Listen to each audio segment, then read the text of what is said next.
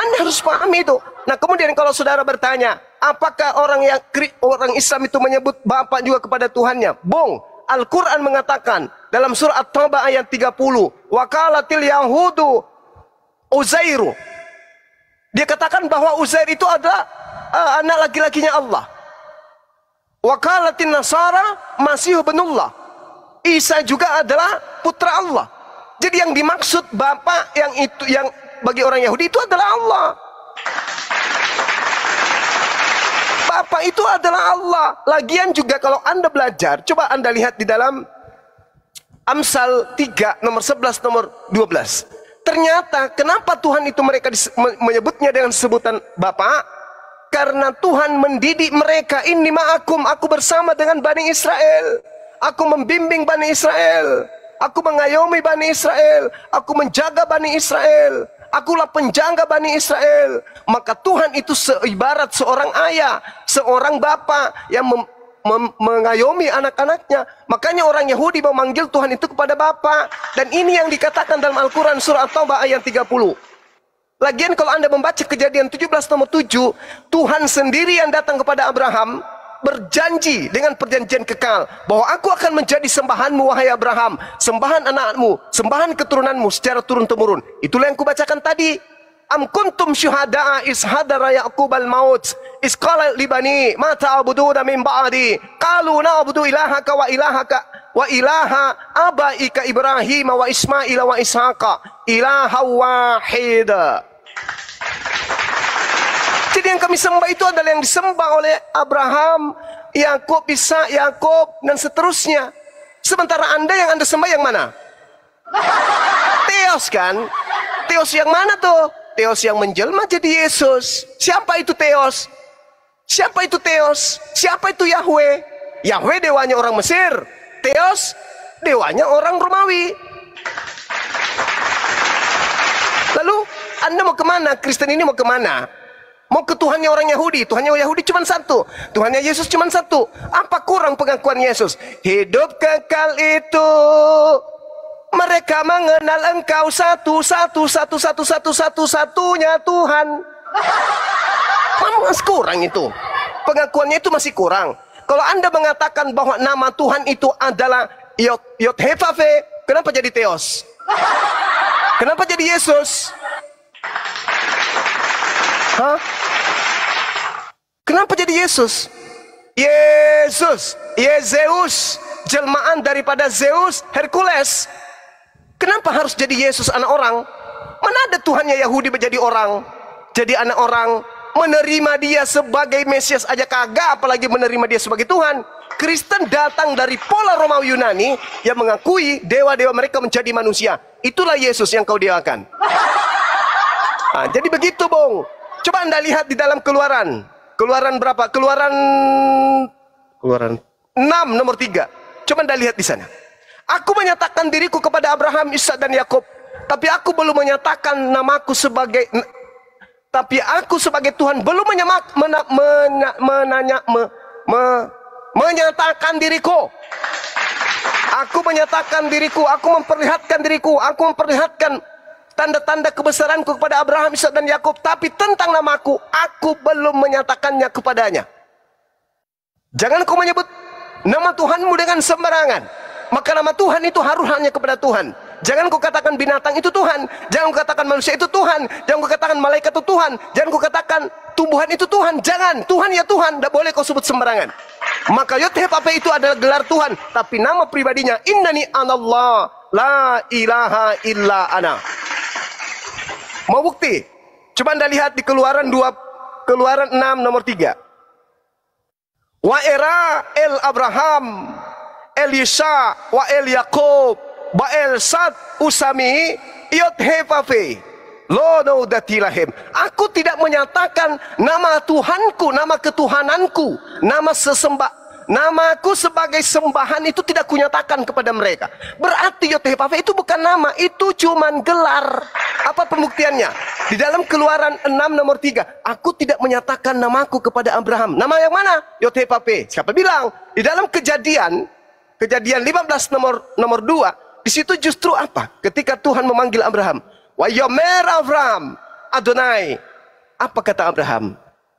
Adonai Yod-Heh-Vaveh. Loh, kok Abraham justru manggil Yod-Heh-Vaveh di situ? Artinya Yod-Heh-Vaveh itu adalah Tuhan. Yod-Heh-Vaveh itu Tuhan, Khalik, Rob. Tidak boleh kemudian dikatakan kepada yang lain selain daripada Tuhan itu adalah Tuhan. Bukan itu nama pribadi. Makanya orang Yahudi menyebutnya Hashem. Nama itu yang mana? Nama Tuhan. Tuhan, ada makhluk. Makhluk ini terbagi. Kalau Tuhan cuma satu. Kalau makhluk ini terbagi. Ada tumbuhan, ada binatang, ada kemudian manusia, ada malaikat, ada jin. Itu makhluk. Kalau Tuhan cuma satu, maka jangan kau menyebut nama Tuhan itu sembarangan. Jangan kau panggil dia sebagai bacok, jangan kau panggil dia lai, jangan kau panggil dia jurais, jangan kau panggil Tuhan itu sebagai timbul. Jangan. Tuhan itu nggak boleh dipanggil dengan nama sembarangan. Maka muncullah nama-nama Asmaul Husna yang melekat pada diri Tuhan. Huwallahul ladzi la ilaha illahu alimul ghaibi wasyahada huwar rahmanur rahim. Adonai, Elohim, Elion, Elohe, Olam, El Eroi, El Shaddai, dan seterusnya. Jangan kau sebut nama sembarangan. Yesus Putra Bapa, Yesus Kristus. Itu bukan nama-nama Tuhan itu. Itu nama-nama orang Yunani yang dinisbahkan kepada Mesias yang datang di tengah-tengah Bani Israel. Kiranya saudara memperbanyak belajar. Sedikit lagi. Tuhan yang datang kepada Bani Israel dinyatakan dalam Kejadian 1, dalam Kejadian 2, dialah Allah yang menciptakan langit dan bumi. Bahkan kalau Anda jeli melihat dalam pengakuan Lukas di bab 10 nomor 21, Bapa Tuhan langit dan bumi. Jadi Tuhan memang tidak dapat dilihat oleh manusia. Contoh, Yohanes 1:18, tidak ada seorang pun yang pernah melihat Tuhan. 1 Timotius 6 nomor 16, karena memang manusia tidak dapat melihat Tuhan. Keluaran 19:24, rakyat tidak boleh menghadap Tuhan supaya jangan dilandanya atau jangan dibunuh, jangan mati dalam keadaan melihat Tuhan, tidak boleh. Makanya dalam Keluaran 20. Udah sayang. Thank you. Jangan kau berbicara dengan kami wahai Tuhan, sebab nanti kami mati. Makanya di Keluaran 33 20-23 dikatakan tidak ada orang yang memandang aku dapat hidup. Bahkan Yesus sendiri menyangkal kalau dia itu pernah melihat Tuhan. Karena Tuhan itu memiliki sifat-sifat gaib yang tidak bisa ditembus oleh panca indera manusia, tetapi bisa dirasakan oleh manusia yang berdimensi kenabian seperti Yesus, Nabi Abraham, kemudian Yakub, Ishak dan seterusnya. Itu bisa, tapi tidak bisa dilihat secara kasat mata. Itu yang perlu saudara pahami. Makanya jangan lebay dalam hidup ini. Jangan lebay. Tuhan pencipta alam semesta itu tidak pernah menjadi kodok, tidak pernah menjadi manusia, nggak pernah jadi tompel, nggak pernah dia di celana, nggak ada itu. Jangan lebay, jangan lebay. Tuhan itu cukup satu aja, jangan ditambah-tambahin.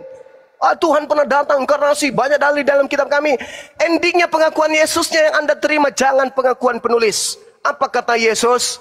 Aku punya kesaksian yang lebih penting dari kesaksian Yohanes Pembaptis. Apa itu? Segala pekerjaan yang aku lakukan, pekerjaan itu yang bersaksi tentang aku, bahwa Bapa yang telah mengutus aku.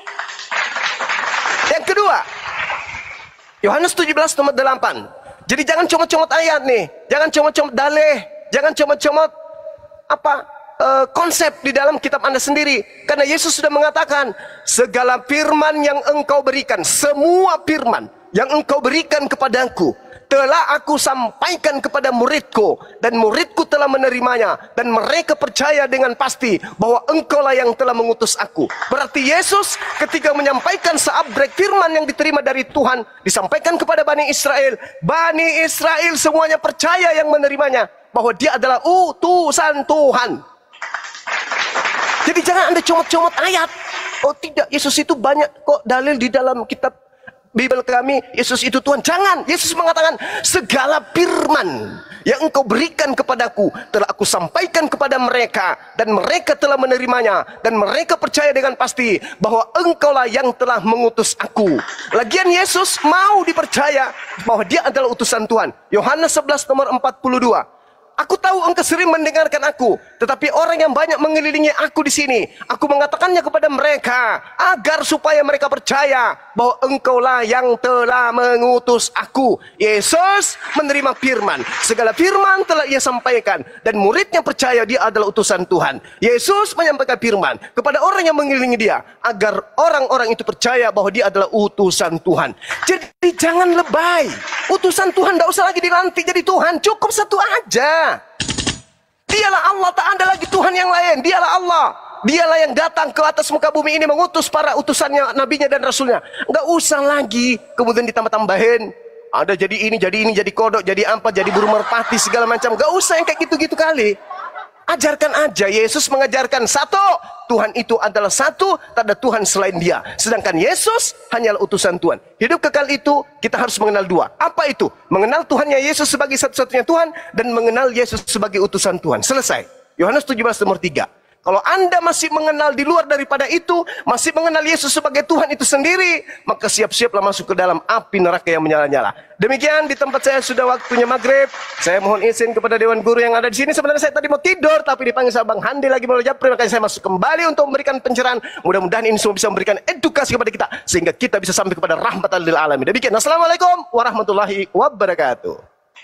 Waalaikumsalam warahmatullahi wabarakatuh. Terima kasih Guru Ndak.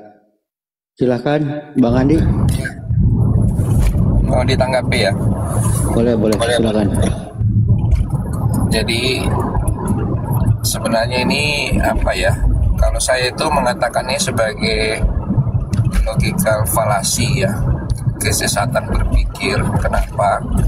Karena di satu sisi mengatakan mengenai teos itu kenapa itu dianalogikan dengan Yahweh. Nah, teos itu sendiri itu kan kalau di dalam Alkitab kan diterjemahkan sebagai Allah, itu kan adalah gelar atau sebutan, bukan nama, kan gitu. Jadi nggak nyambung itu satu. Yang kedua, mengambil kata Theos dan Yesus itu kan dalam bahasa Yunani.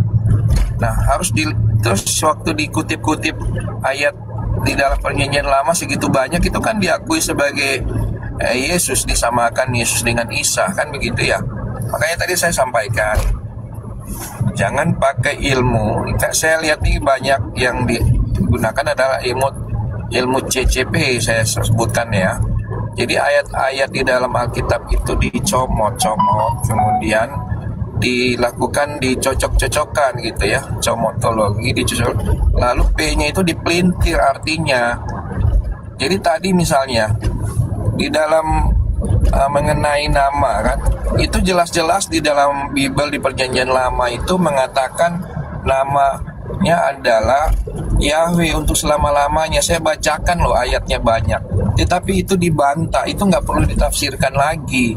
Saya kasih tahu, tidak ada satupun nama Allah di dalam bahasa aslinya Bible ya, baik di Perjanjian Lama maupun Perjanjian Baru, apalagi Perjanjian Lama, nggak ada satupun. Begitu juga sebaliknya, nggak ada nama Yahweh.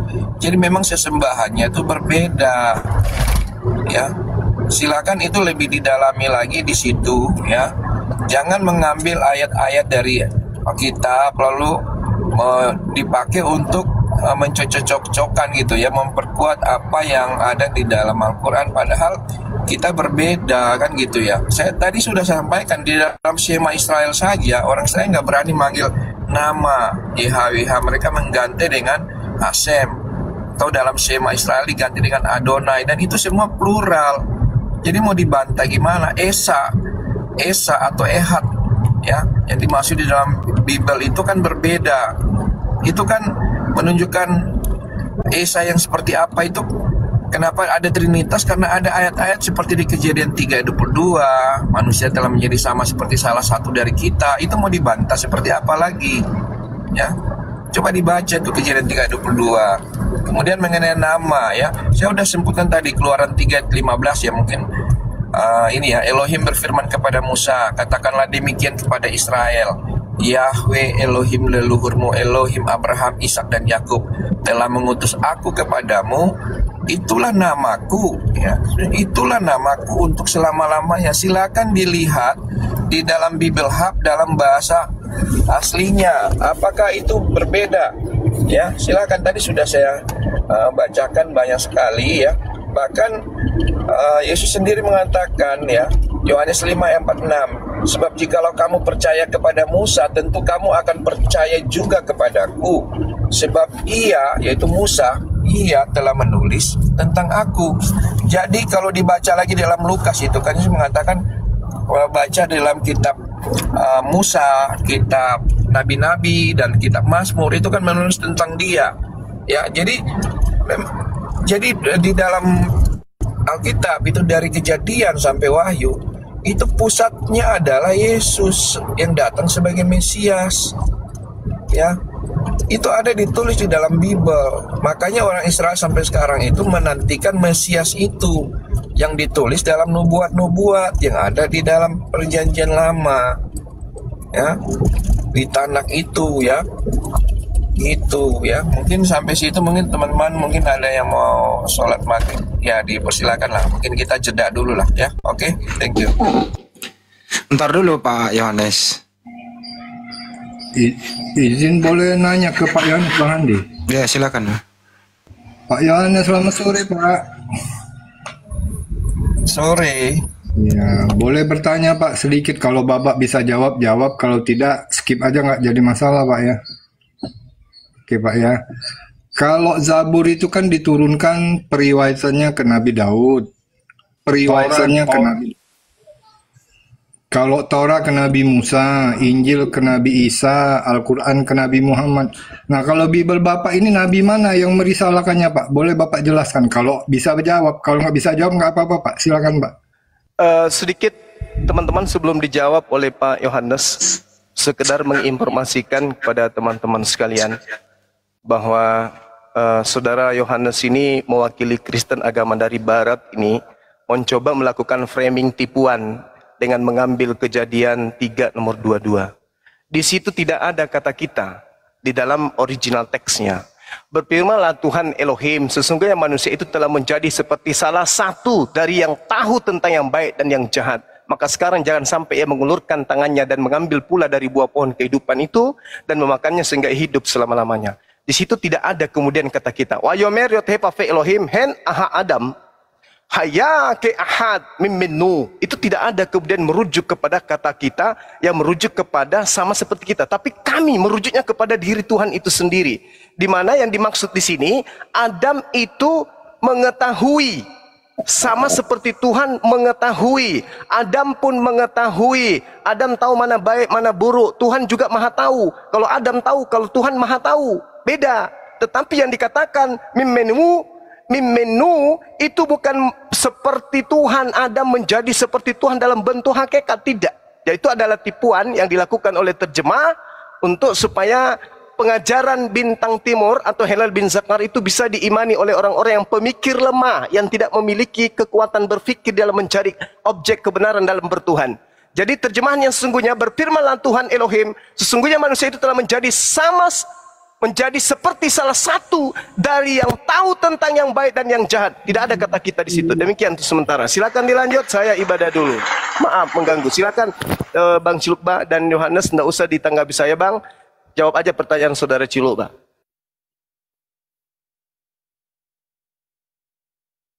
Ya, oke. Jadi ini ya silakan aja nanti dibuka Bible Hub ya. Jadi Wayomer Yahweh Elohim hen ha Adam hayah keesat menu ya, itu kan. Jadi itu nanti silakan aja ya. Ini kita di zamannya internet. Jadi kawan-kawan bisa buka Bible Hub ke bahasa aslinya, dilihat terjemahan literal, itu artinya terjemahan dibaca arti kata per kata gitu ya. Jadi garis bawah itu ya kata salah satu ya. Oke.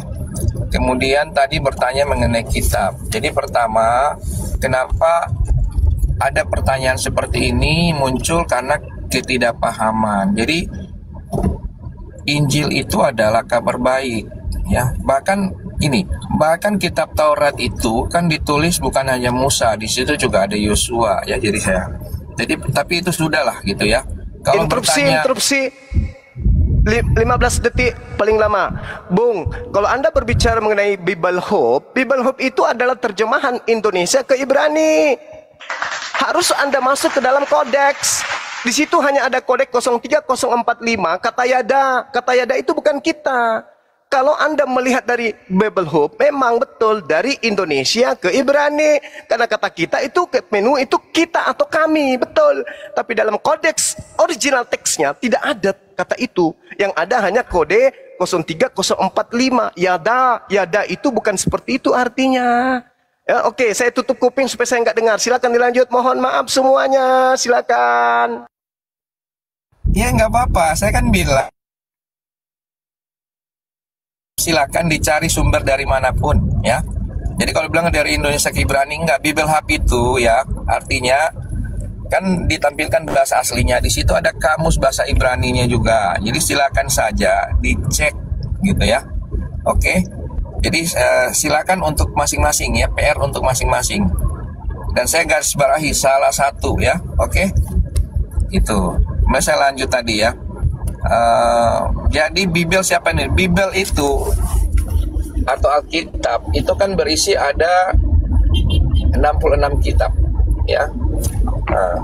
Jadi penulisnya itu dalam range waktu 1500 tahunan. Dengan ada 66 kitab itu penulisnya sangat banyak dari latar belakang yang berbeda-beda ya.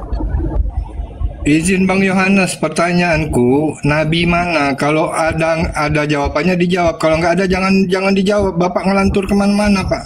Aku nggak suka, bilang aja, oh nggak ada nabi atau nggak ada nabi yang merisalahkannya. Lebih baik begitu, Pak. Ini kalau misalnya saya menjelaskan ini, misalnya Bapak paham, mungkin nggak akan bertanya. Jadi di dalam Bible itu, Perjanjian Lama itu kan ada kitab-kitab, 5 kitab Pentatek itu yang ditulis oleh Musa dan Joshua, kan begitu ya kan. Lalu ada kitab para nabi ya, makanya sebut Tanak. Lalu ada kitab Mazmur ya, kalau di dalam itu kan penulis, kata saya cerita tuh Mas Mai. Nah itu semua ya kitab Perjanjian Lama itu yang sama persis yang disebut sebagai Tanak itu ada di dalam Bible yang disebut sebagai Perjanjian Lama, kan begitu. Oke, sampai sini udah paham belum?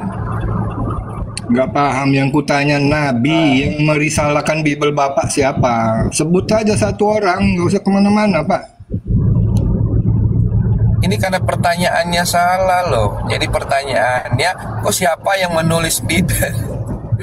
Yang menulis Bible itu sudah saya sebutkan tadi loh. Bukan yang menulis, Pak. Gini aku ulangi. Kalau Zabur itu kan dirisalahkan atau diriwayatkan, diturunkan melalui Nabi Daud. Torah kepada Nabi Musa, Injil kepada Nabi Isa, Al-Quran kepada Nabi Muhammad. Nabi Abang ini, Nabi mana yang merisalahkannya hingga menjadi buku, menjadi kitab? Kalau nggak ada, nggak usah dijawab, Pak.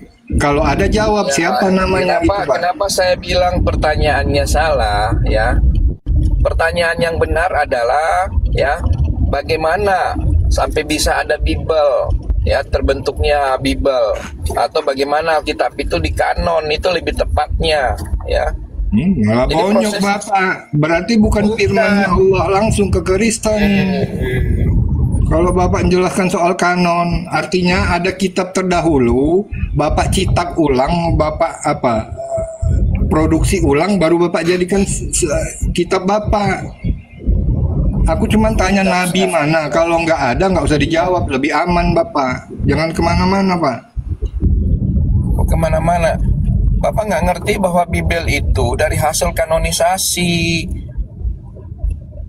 Ya kapan kok nanya nabi yang ini gitu loh. Itu kan pertanyaan lucu buat saya. Iya, contoh terdekat. Kalau Torah itu bentuk kanon, kapan Musa mengkanonkannya? Siapa yang mencatatnya? Ya. Coba. Sekarang Bapak paham nggak artinya? Ya, jadi proses kanonisasi Alkitab itu adalah proses di mana kitab-kitab itu ya, tulisan-tulisan itu dikumpulkan, kemudian diuji kan, diakui kan, karena halo? Iya, saya paham, Pak. Kalau ke situ Bapak Iya. tambah hancur nanti Pak. tambah hancur. Itu Mungkin kan di- kitab-kitab yang dikumpulkan. Mungkin dipermudah kayak gini bang, Pak Yohanes. Mungkin Pak Yohanes mungkin dipermudah gini. dari eviden yang ada. Itu Pak Yohanes mungkin dipermudah Ya, kalau ya, nggak ada nabi. Gini loh, itu Bible itu khusus perjanjian baru itu sumbernya dari mana? Itu aja dipermudah aja, nggak usah menyebut nabi. Jadi diulang ya, Bible yang berbahasa Yunani itu sebenarnya sumbernya dari mana? Kok tiba-tiba ada gitu loh? Silakan.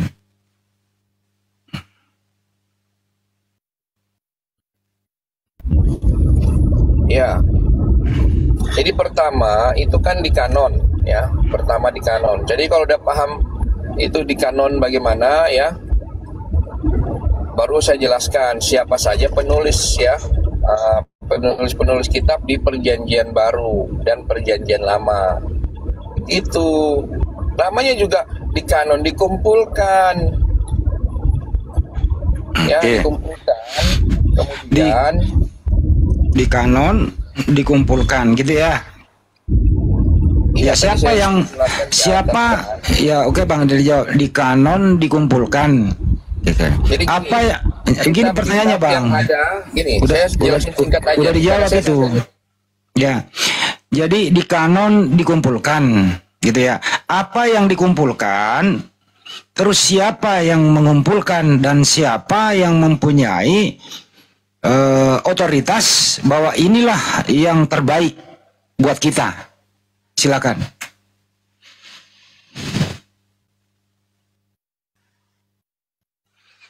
Maaf ya Pak Ciluk Baya, dipermudah aja Bang kalau pertanyaan Abang memang sulit dijawab itu. Ya iya lanjut Bang Andi. Maksudku gini, kalau memang nggak ada jawabannya udahlah nggak usah dijawab. Kita juga nggak masalah kan, kita paham. Ini memaksakan menjawab, akhirnya melebar kemana-mana, dia susah sendiri nanti. Bertambah pertanyaannya kan. Makanya pertanyaan Abang dipermudah aja biar dia mudah menjawab. Kan kita sesuaikan dengan keilmuan mereka. Jadi mereka tadi itu dibilang dikumpulkan baru di kanon, ya ditanya lagi apa yang dikumpulkan, terus siapa yang mengkanon, gitu loh, sehingga bisa Anda yakini sampai saat ini gitu loh, siapa tokoh itu gitu loh. Seperti perumus Pancasila kan ada tokoh-tokohnya tuh, Mr. Muhammad Yamin, Iya. Insinyur Soekarno dan lain-lain. Itu yang perumus Pancasila. Betul. Jelas gitu loh. Nah, kalau perumus Bible ini apa? Materinya apa? Di mana mencari materi gitu loh. Dan siapa tokoh-tokoh itu gitu loh. Sehingga muncullah yang berbahasa Yunani itu. Disebut Perjanjian Baru. Kira-kira itu pertanyaannya. Biar Kristen juga paham. Jangan sampai dia punya, oh ini yang kau pegang, yang kau imani itu sumber dari mana gitu loh. Kira-kira gitu. Silakan Pak Yohanes. Itu pertanyaan basi Bang Andi ya, dari zaman Zoom dulu itu sampai sekarang Kristen muter nggak bisa jawab. Bukan Mbak, ini loh itu kan di dalam Kristen itu ya, bahkan kitab-kitab yang dianggap pseudo atau ini pun nggak disingkirkan, yang dihapus. Makanya gini. Jadi ini sebenarnya pertanyaan mengenai sejarah dari kanonisasi dari Bible itu kan gitu. Ini kan proses yang panjang ya, di mana kitab-kitab ya yang ditulis itu kan dilihat ya, dikumpulkan lah gitu ya semuanya. Proses ini kan terjadi selama beberapa abad ya, dan ini melibatkan banyak orang ya gitu ya. Jadi misalnya nih kanonisasi Perjanjian Lama gitu ya, Tanak ini ya, atau Ke PB aja dulu Pak. Kalau ke lama udah kita tahu Septuagint. Ke PB aja Pak, PB aja. Ya, kalau kanonisasi Perjanjian Baru ya, itu kan dituliskan dalam bahasa Yunani semua kan gitu ya. Dan sebentar, ini saya sambil nyetir jadi agak. Hati-hati Pak. Jangan sampai seng kiri belok kanan. Ya, jadi gini, ini gini, Perjanjian Baru itu kan ditulis oleh berbagai penulis ya, mahalnya Perjanjian Lama yang yang menulis itu kan adalah rasul-rasulnya, kan gitu. Itu ya gitu kan ini. Karena rasul itu adalah murid-murid Tuhan Yesus ya, yang punya tugas untuk memberitakan Injil. Itu yang ada di dalam Perjanjian Baru. Jadi intinya Perjanjian Baru itu menulis kegenapan dari apa yang ada di dalam nubuat di Perjanjian Lama. Nah, sekarang penulis-penulisnya siapa aja? Ini sebenarnya gini ya. Ini kan kita udah ada teman-teman tuh sebenarnya bisa akses sendiri juga gitu ya. Karena ini ada banyak kitab di dalamnya ya. Jadi misalnya nih Injil Matius ditulis oleh siapa ya? Seorang Lewi kan gitu. Karena murid-murid Tuhan Yesus kan orang Yahudi ya. Gitu. Dia Rasul Matius ya, mantan dari pemungut cukai kan gitu. Misalnya Markus ya. Gini izin Pak Yohanes, waktu kita terbatas gini lah ya Pak ya. Kalau abang tidak bisa menjelaskan apa yang dicari, lembaran-lembaran apa yang dicari, bahan-bahan apa, terus siapa yang mempunyai otoritas untuk mengkanon, ya mari kita ke datanya aja deh, dipermudah lagi deh. Contoh aja ya, kita ambil contoh Lukas 1 atau Yohanes 1. Kalau Lukas 1 itu Pak, ini bagaimana cara mendapatkan sehingga dia menulis nih.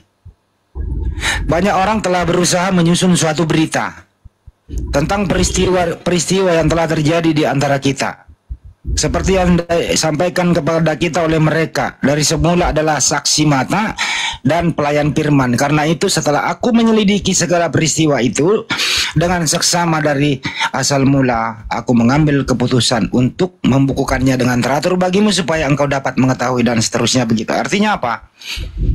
Kalau Lukas 1 ini Pak, cara mendapatkan bahan untuk menulis adalah menanyakan saksi mata dan mengadakan penelitian.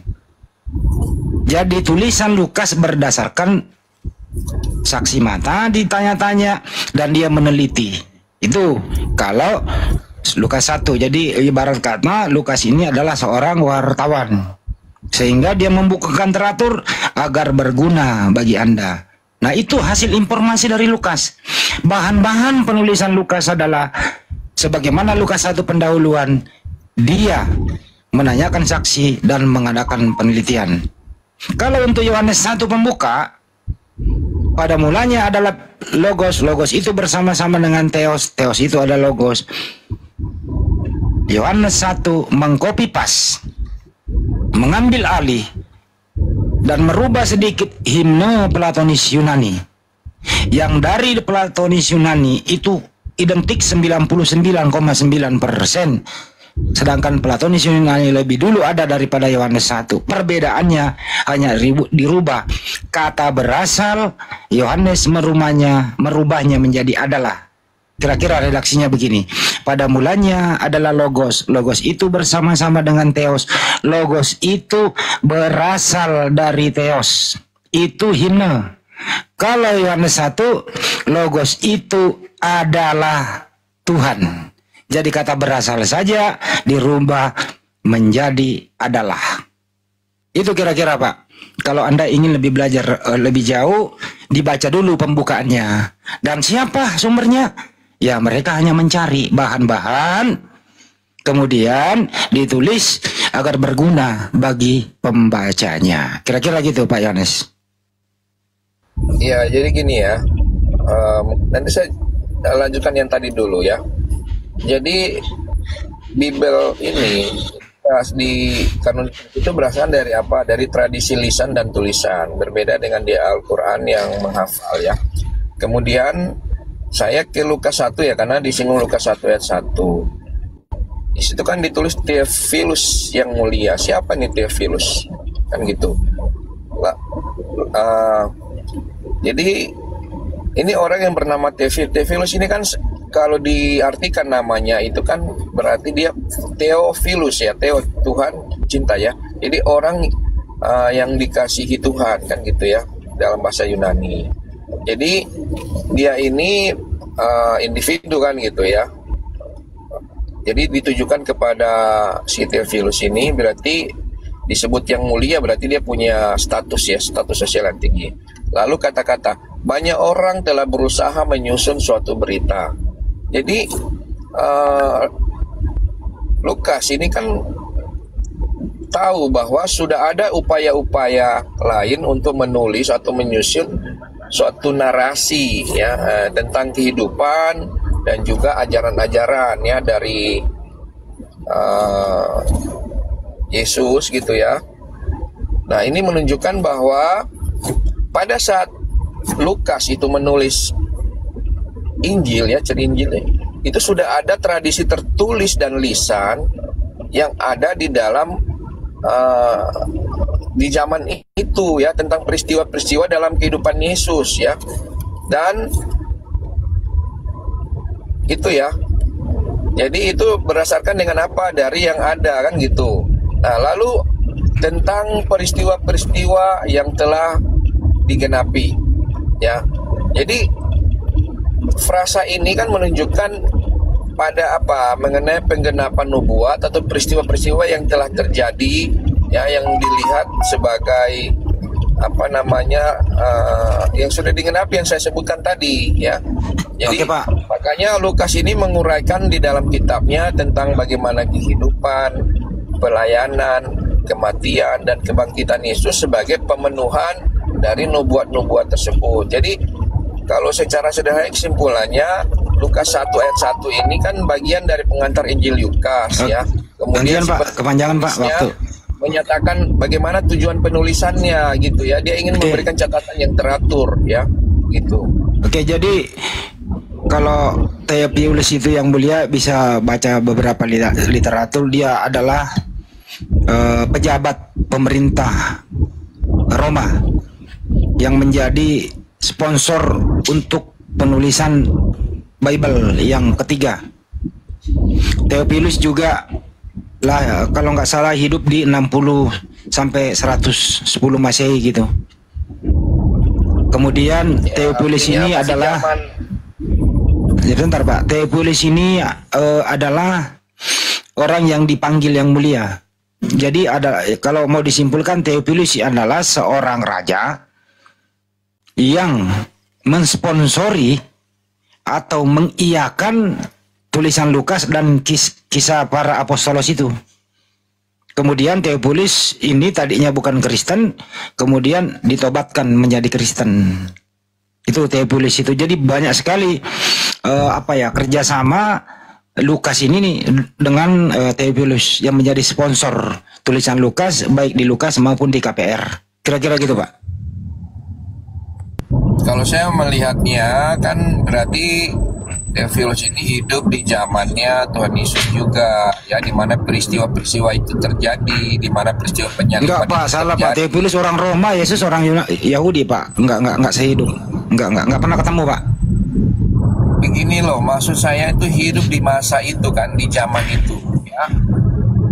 Dan bangsa Yahudi waktu itu ini loh, yang menyalibkan itu orang mana?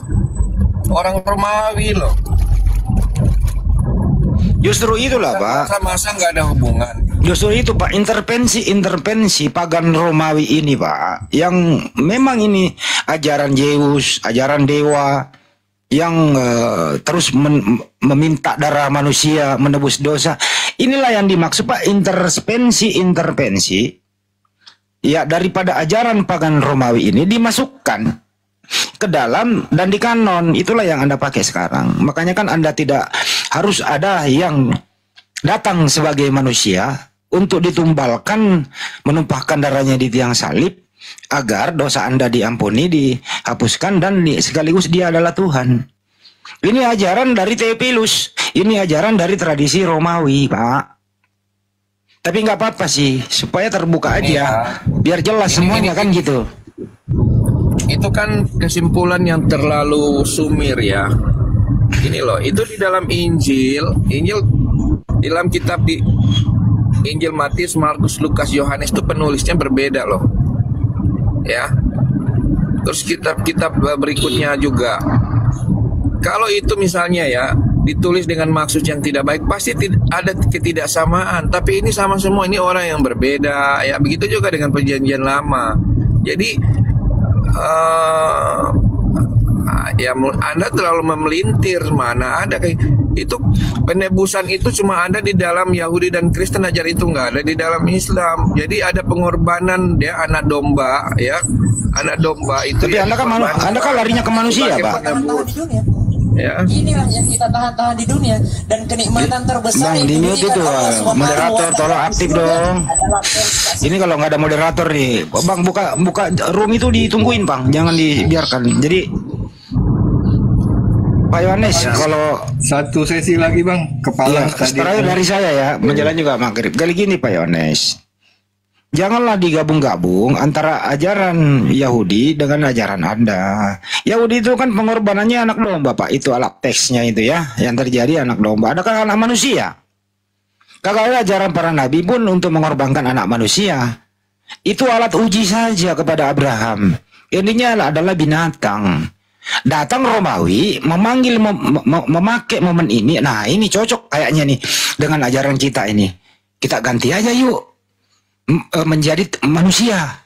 Tapi kita beli gelar anak domba supaya nggak terlalu dramatis gitu loh. Ah, disamarkanlah menjadi anak domba padahal endingnya adalah manusia yang dikorbankan. Ini ajaran sudah ada sebelum Yesus lahir kok. Nah itu. Jadi di dalam Bible, kesimpulannya adalah Pak, terakhir kesimpulannya adalah buktinya Bible Anda itu berbahasa original teksnya Yunani, Roma. Artinya adalah pasti kalau original teksnya Yunani pasti berbau Yunani. Nggak bisa disangkal, Pak. Terima kasih. Lanjut. ini ya, itu perjanjian lama saja ditulis dalam bahasa Yunani, kemudian ke Ibrani lagi kok, gimana sih? Kemudian mengenai korban ya. Di dalam Alkitab bahkan Abraham itu diminta untuk mengorbankan anaknya kan, kemudian diganti dengan anak domba. Jadi itu semua adalah gambaran karena apa? Apa yang ditulis dalam kitab Musa, para nabi dan Mazmur itu menulis tentang Yesus, tentang maksud kedatangannya. Ya, kalau Anda yang Islam nggak akan paham karena ini suatu rangkaian, itu saling terkait semua apa yang ditulis dari kitab. Apanya yang saling terkait, Pak? Saling menyangga, Pak. Orang tadinya domba kok diganti jadi anak manusia, Pak? Gimana sih, Ya, Pak? itu kan pemahaman yang terlalu mensimplifikasi. Bukan pemahaman, Pak. Ini fakta, Pak Yohanes. Ini fakta, Pak. Anda kalau tidak ada Kristen, kalau tidak ada pertumpahan darah manusia di tiang salib, Kristen nggak ada. Kalau tidak ada pertumpahan darah anak manusia terkutuk di tiang salib, Kristen nggak punya Tuhan. Jadi domba diganti menjadi darah manusia. Gitu loh. Ini kan ajaran Romawi, Pak. Ajaran Roma gitu loh. Yesus Kenapa mesti sendiri, harus dibantah sih? Kan terjadi, Pak. Iman Anda itu harus Yesus mati menebus dosa, Pak. Yesus sendiri menulis tentang bagaimana dia akan mati. Itu ada di dalam semua kitab Injil. Ya silakan saja, Pak. Ganti dari hewan menjadi anak orang, ya silakan, itu akidah, itu iman Anda, nggak ada masalah tuh. Tapi kalau mau diserobitkan dengan ajaran para nabi itu kagak nyambung. Jadi Sederhananya begini, Anda tidak menerima apa yang ditulis di dalam Injil Markus. ya, ini bukan terima nggak menerima, Pak. Ini data dan fakta bahwa tadinya anak domba diganti menjadi anak manusia. Ini fakta, Pak. Data dan Gitu loh. fakta adalah Yesus mati disalibkan. Ya iya, itu fakta iman Anda gitu loh. Iya, bukan itu bukan fakta iman saja, fakta sejarah. Ya silakan saja percaya sejarah itu. Karena memang sejarah Romawi ya begitu, Pak. Sejarah ada. Jadi sejarah Romawi memang kayak begitu gitu loh. Jadi kalau Anda tidak menerima apa yang ditulis di dalam kitab Injil, Matius, Lukas, ya, Markus, Yohanes, berarti Bukan memang masalah terima nggak Yesus terima, yang di Pak, dalam tapi Injil Anda itu harus bukanlah Isa terbuka yang di dalam sini, Al-Quran, Pak Yohanes. gitu loh. Anda harus yang terbuka bahwa ajaran kami adalah ajaran mengganti domba menjadi anak manusia. Karena ini ajaran memang bersumber dari Roma. Kalau tidak ada darah manusia ditumpahkan di atas tiang salib, kami tidak ada Kristen. Karena itulah pangkal pondasi agama Kristen. Silakan jujur saja berkata begitu. Itulah makanya original teks Bible kami adalah berbahasa Yunani. Jadi memang kami ini berbudaya Yunani dan berbau pagan Yunani. Itu aja, Pak. Kok repot? Silakan saja, Pak. Gak ada pemaksaan kok. Dan ini fakta. Kira-kira gitu. Ya, yang repot sih saya nggak repot. Yang repot kan Anda. Makanya saya bilang, kalau Anda tidak menerima apa yang ditulis di dalam kitab Matius, Markus, Lukas, Yohanes. Ya siapa yang ya, nolak? Nggak ada yang nolak kan, itu agak iman Anda. Siapa yang nolak iman kamu, silakan saja gitu loh. Iya, karena Anda begini loh. Kenapa saya katakan ini? Karena Anda mengatakan itu tentang iman saya, comot-comot ayatnya, ya. Saya tidak pernah menyinggung ayatnya Al-Quran di sini ya. Anda mengatakan dari Alkitab. Nah berarti Yesus yang ada di dalam perjanjian baru itu memang bukan Isa yang ada di dalam Al-Quran. Terus kenapa selalu mengambil ayat-ayat itu untuk dicocok-cocokkan? Nggak ada justru Ya, iya mengambil Pak. Tadi dulu Pak, ini harus diluruskan lagi, ini framing lagi nih Pak Yohanes ini. Justru Kristen ini masuk ke Indonesia memakai istilah-istilah Al-Quran. Nabi Isa alaihissalam, Isa al-Masih dipakai, gereja Isa al-Masih dipakai, Bible-nya tadinya sampulnya Bible diganti menjadi Alkitab. Siapa yang nyolong-nyolong Pak? Kami di Al-Quran konsisten, nggak ada itu kopi-kopi pas, nyolong-nyolong nggak ada. Jadi yang menjadi agama inkulturasi, yang menjadi plagiat siapa sebenarnya? Coba lihat di terjemahan Anda itu, ada Isa al-Masih kok, ada gereja Isa al-Masih gitu loh. Coba Pak pikirkan itu, kenapa mesti ada nama Isa al-Masih? Kenapa mesti ada gereja Isa al-Masih? Kenapa mesti ada Alkitab sampulnya? Kenapa mesti ada kata Rasul? Kenapa mesti ada kata Allah di sana? Siapa yang nyolong-nyolong Pak? Anda lah, itu loh. Jadi kan di Bible nggak ada Isa al-Masih Pak. Jadi bicara itu substansi, jangan kulitnya. Nah ini substansi banget ini loh. Enggak. Ngomong sini dilarikan ke sana, itu enggak substansi. Ya karena Anda ngomong apa ya? Setiap Anda framing saya harus luruskan. Ya karena memang dikutip dari Alkitab kan. Dari tadi Bang Zuma ngambil dari ayat-ayat di dalam Alkitab. Ya karena siapa yang framing?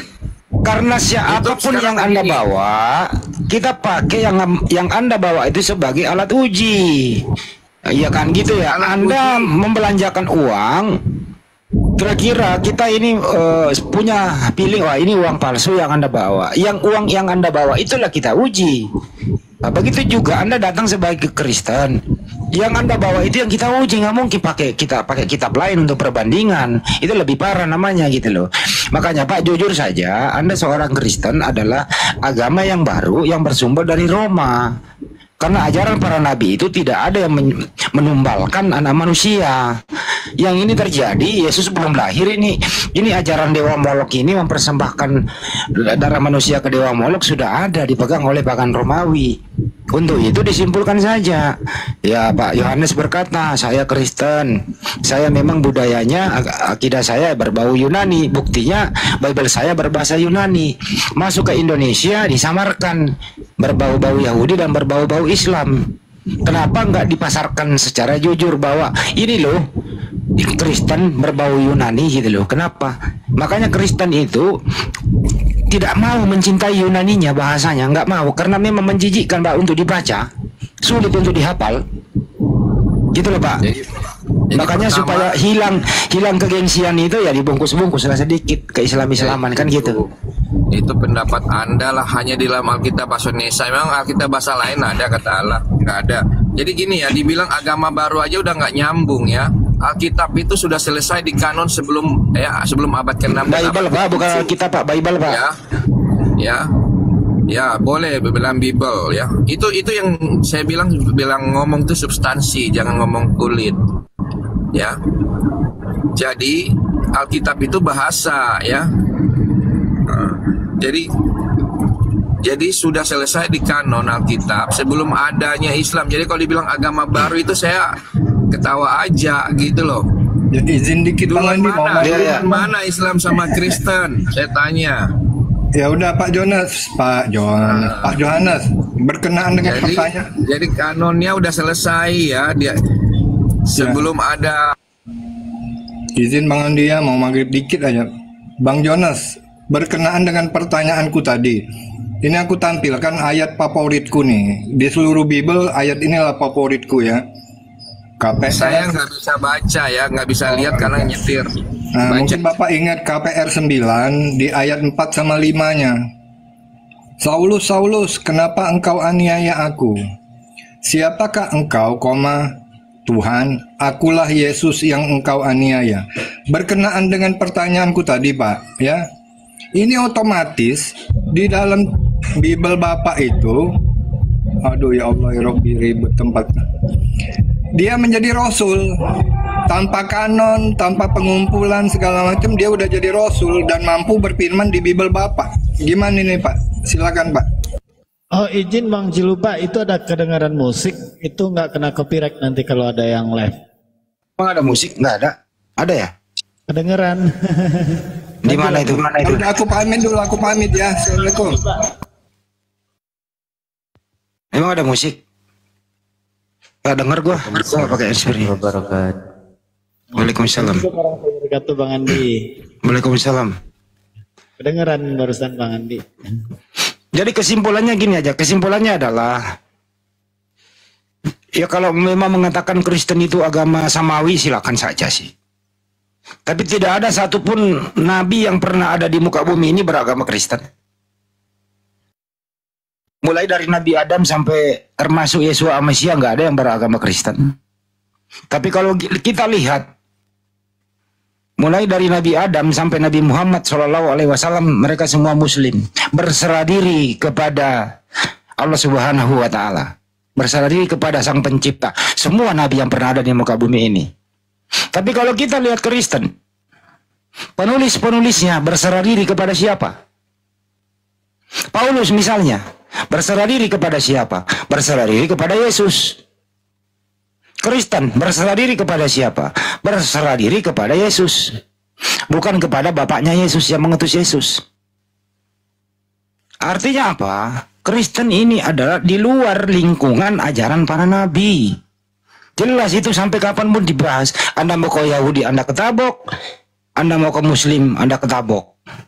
Jadi silakan jujur saja bahwa Kristen ini memang di luar daripada garis ajaran para nabi. Itu jelas itu. Nabi Adam ditanya coba, "You agama apa Nabi Adam?" Nggak mungkin dia bilang Kristen. Pasti dia bilang, "Ya saya adalah Muslim, berserah diri kepada Tuhanku." Tanya Musa, tanya Daud, tanya Nabi Isa alaihissalam. Mereka semua hamba Allah. Jelas itu. Tidak mungkin ada nabi menghambakan kepada sesama nabi. Kagak mungkin Nabi Isa alaihissalam menghamba kepada Nabi Musa. Tidak mungkin Nabi Musa menuhankan Yesus.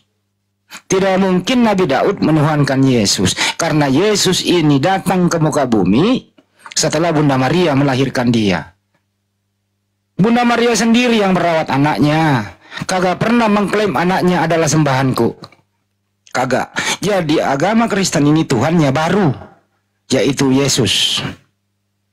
Jelas itu. Nah, lebih baik jujur saja begitu. Teman-temanku semua di sini. Ya, agama kami Kristen ini Tuhan kami Tuhan baru. Jangan lagi dipraming-praming bahwa Tuhannya Yahudi turun menjadi manusia. Ini ajaran apa? Ajaran Siddhartha Gautama menjadi Krishna, menjadi apa? Zeus menjadi apa kan gitu, dewa-dewa. Gitu loh. Yang gitu aja Pak Yohanes, jujur saja. Kita nggak memarahi Anda, kita nggak menghakimi, kita nggak tertawa, tapi datanglah membawa kejujuran, datanglah membawa ciri khas, datanglah membawa jati diri. Supaya jelas perbedaannya, jangan berkamuflase lagi gitu loh. Jangan seperti serigala berbulu domba. Jangan licik seperti ular, tulus seperti merpati, nggak bagus. Datang apa adanya kayak Hindu, jujur dia agamanya jelas. Buddha agamanya jelas. Aliran kepercayaannya agamanya jelas. Ini Kristen datang ke Indonesia. Terbungkus-bungkus gitu loh. Terbungkus domba, apa? Kelihatannya domba, santuy, tapi sebenarnya serigala dibungkus domba. Jadi hati-hati, waspada teman-temanku semua. Ini agama ini gitu perlu kita waspadai. Dengan cara apa ya? Menerjemahkannya saja perlu intrik-intrik, tepu-tepu gitu.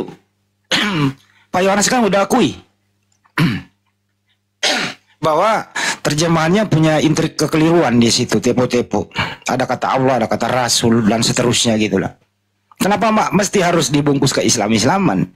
Kenapa nggak pakai Theos, Logos, Apostolos? Kenapa mesti Rasul? Kan nggak ada akar kata Rasul di Bible Anda itu. Nggak ada, coba aja cari. Rasul itu bahasa Arab. Rasul itu adalah utusan Allah, Rasulullah. Yang mempunyai kitab, memperoleh wahyu, wajib disampaikan kepada kaumnya.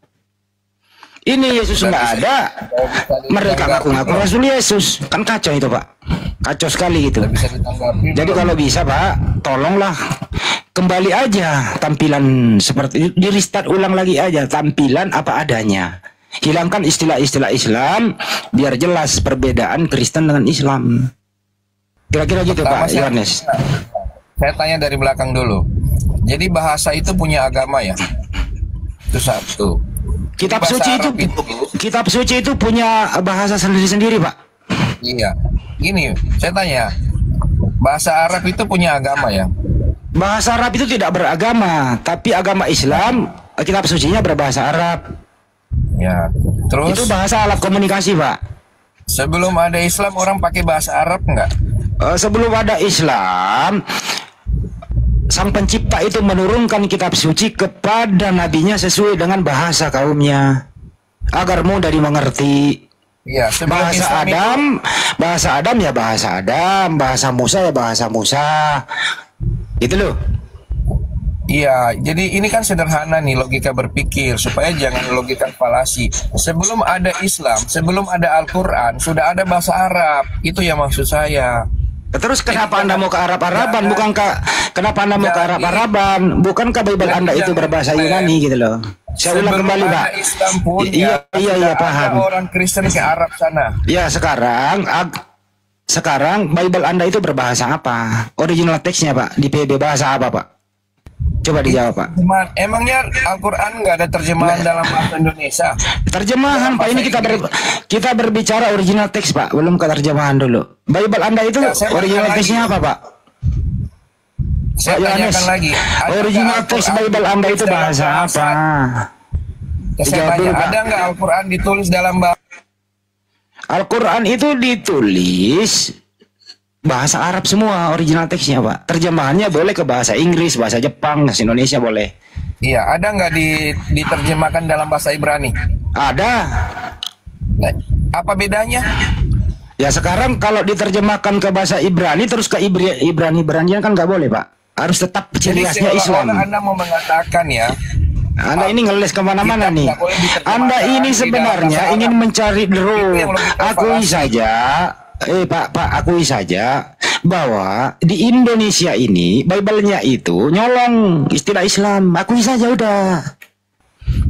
Kalau gitu saya tanya satu kata.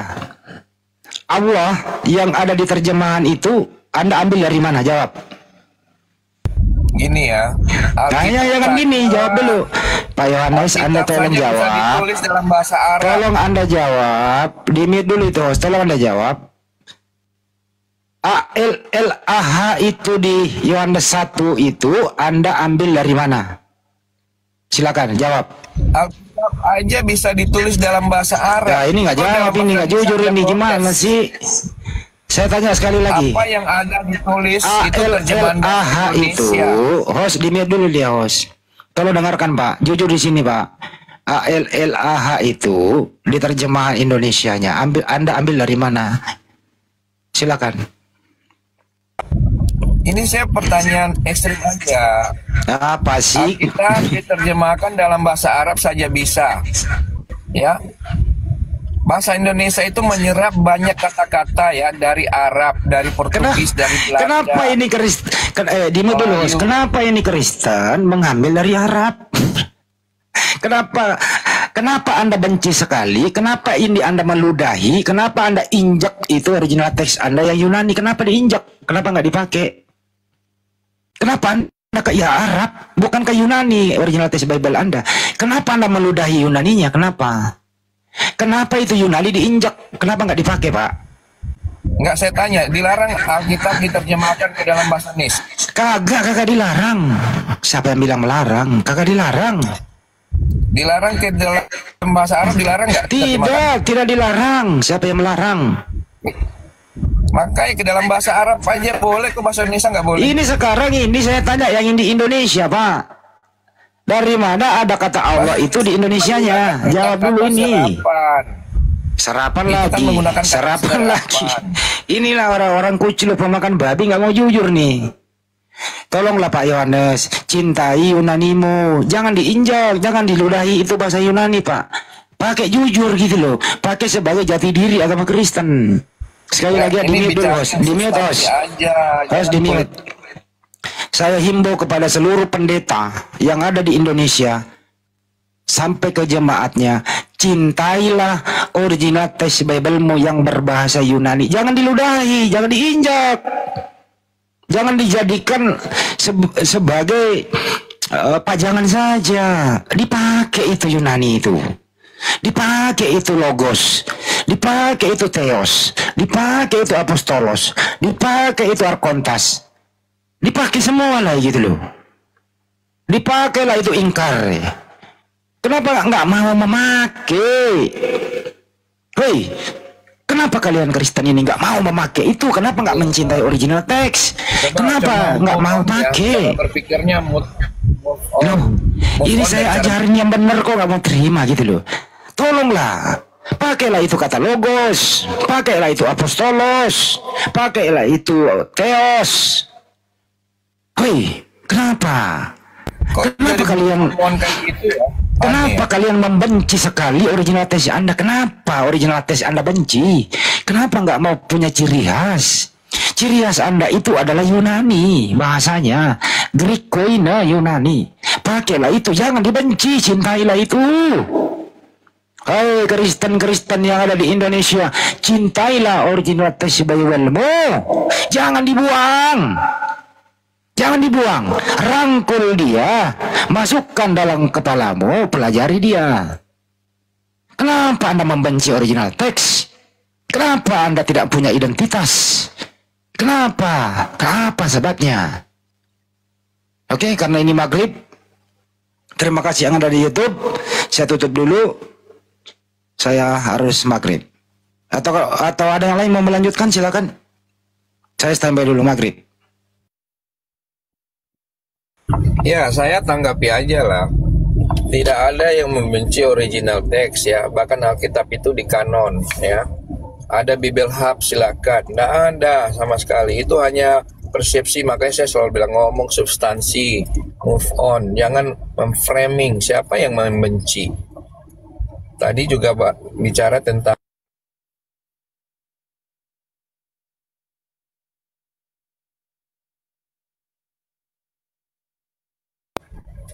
ini kenapa di mute gitu loh. Kalau memang diskusinya nggak enak gitu ya, nggak mau dengar tanggapan ya saya leave aja kan gitu ya, sederhana. Ya kan, dialog itu, diskusi itu harus saling mendengarkan, jangan memframing. Apalagi yang dibicarakan adalah kitabnya kami ya, saya tidak bicara tentang Al-Quran dari tadi ya. Justru bertanya dijawab. Ya, Bang Ciluba, silakan lanjutkan Bang Ciluba. Ya, tapi sedikit lagi ya, ini udah mau maghrib juga. Jadi gini Bang Yohanes, menurut abang kan tentang penganonan, maka itu jadi kitab abang gitu. Sedangkan di Kisah Para Rasul ayat 9 ayat 4 sama 5 itu Yesus Paulus hanya berjumpa dengan Yesus, menurut narasi dia langsung jadi rasul. Ini gimana nih Pak? Nyambung nggak dengan narasi Bapak yang pertama tadi Pak?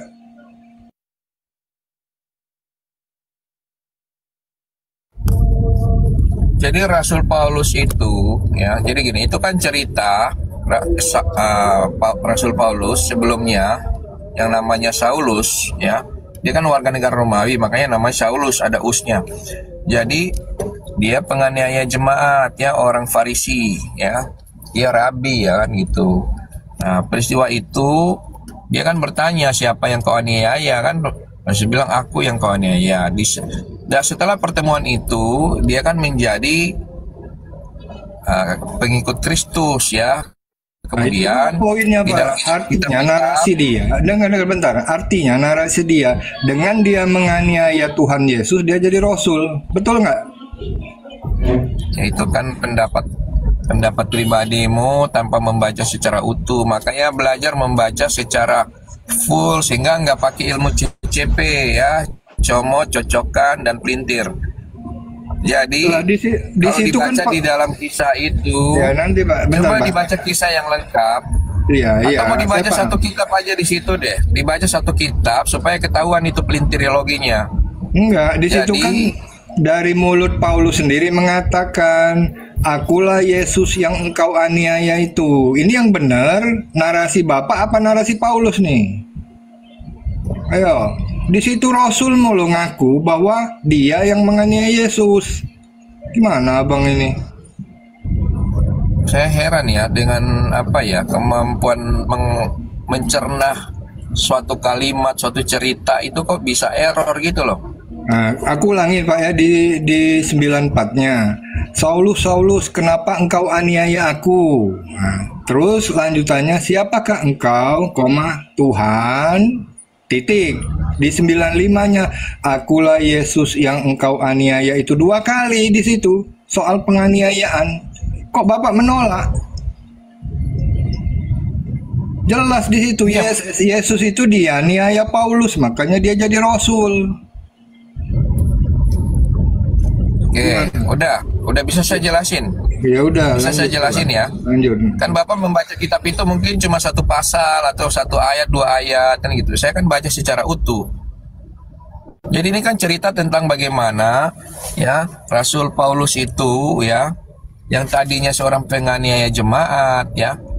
Kemudian dia bertemu kan gitu ya dengan Yesus di dalam cerita itu. Di ayat itu nggak ada menganiaya jemaat. Dia mengatakan 2 kali bahwa dialah yang menganiaya Yesus sehingga dia jadi nabi, jadi rasul. Gimana Bapak ini? Iya kan? Iya karena kamu belum selesai dijelaskan udah dipotong kan jadi nggak akan pernah paham. Ya udah, pertanyaannya di mana Paulus menganiaya Yesus sudah. Jawab itu. Iya. Jadi memahami secara ini yang aneh. Jadi Bang Singa lanjut aja ya. Aku mau maghrib ini. Yang lain juga mungkin jadi ketika kalau belum orang maghrib. Kristen itu dianiaya, yang mereka aniaya juga siapa? Itu kan maksudnya. Begitu Itu kan karena nggak ada dia menganiaya jemaat. Dengan tegas Paulus mengatakan 2 kali bahwa dialah yang menganiaya Yesus yang jadi Tuhanmu itu. Makanya dia jadi rasul. Nggak perlu kanon-kanonan. Bahkan baca dia suruh ini dari kanon larinya ke sini. Jadi gini loh, Ini cerita kan dari nyambung. awal kalau dibaca, kan saya udah bilang, ya. nggak maksudku Ras, gini Bang, aku Paulus jelasin dulu itu- biar abang nggak kemana-mana. Tadi kan aku bertanya, Bible itu nabi mana yang merisalakannya? Ternyata abang tetap kemana-mana, ke pasar, ke gunung, jawabnya ke laut. Nah ini kusimpelkan ya, Paulus dengan menganiaya Yesus dia jadi rasul. Makanya surat-surat dia itu jadi firman di Bible abang. Nggak perlu kanonisasi. Oh kabur dia ini. Lanjut, aku maghrib dulu. Maaf guru-guru sekalian. Aku tergesa-gesa juga ini mau maghrib. Assalamualaikum. Waalaikumsalam Standby Zabi. warahmatullahi wabarakatuh.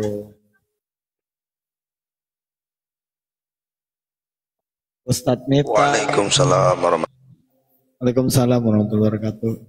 Bang, gimana kabarnya Bang? Sehat Bang?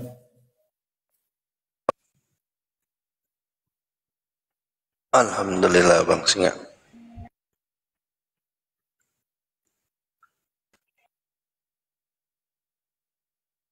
Oke, yang mau naik silakan ajukan permintaan naik ya. Abah, monitor Abah. Abah, monitor. Jelas nggak suaraku Bang Boy? Jelas, ada jelas Bang. Ada jelas suaranya Bang Singa. Oke, siap. Nggak tahu volumenya kurang ini. Jelas. Kabur Pak Johannes, kabur kemana tuh? Dia dari tadi itu Bang Singa narasinya itu nggak nyambung. Assalamualaikum. Bang Singa nitip dulu lah. Mau sholat dulu. Assalamualaikum warahmatullahi wabarakatuh. Iya, Bang. Siap-siap. Sholat dulu. Mau sholat dulu sebentar ya. Ya, gantian kita. Gantian, bentar. Yuk. Makasih ya. Bentar. Saya dibawa aja deh, Bah. Lah, sama siapa aku mau ngomong? Ih, kadang. baru muncul Bang Singa. Baru muncul. Gurunda mungkin lagi sholat juga ya. Iya, Gurunda lagi sholat.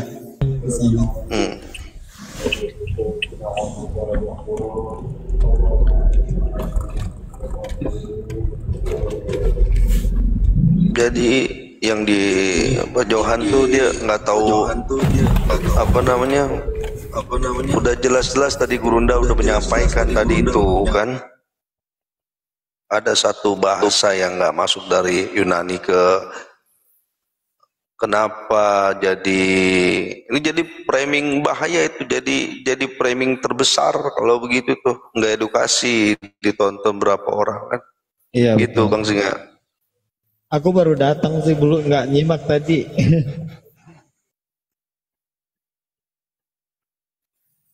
Iya. Ya, Bang Nera. Bang Nera, selamat sore. Assalamualaikum nih Bang Nera. Waalaikumsalam warahmatullahi wabarakatuh. Ya Bang. Waalaikumsalam. Bang Murni. Namanya cantik ya. Bang Murni. Bang Murni. 321. Ya, ini disediakan satu kursi ya, satu slot untuk cuplis ya, cuplis, maaf, untuk Oten ya teman-teman ya. Bagi Oten-Oten yang mau diskusi silakan ajukan permintaan naik, mumpung guru kita masih ada di atas.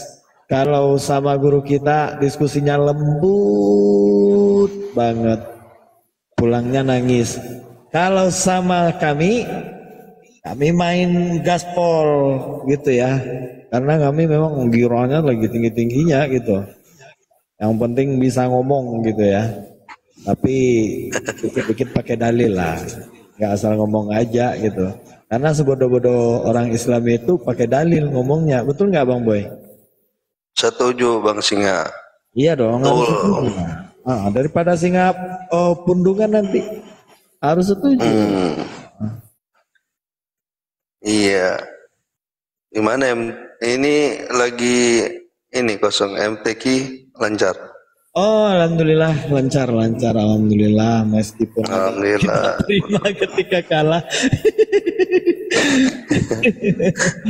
Alhamdulillah kalau itu lancar, alhamdulillah. Tanggal 24 nanti semifinal, tanggal 30-an kita final. Alhamdulillah.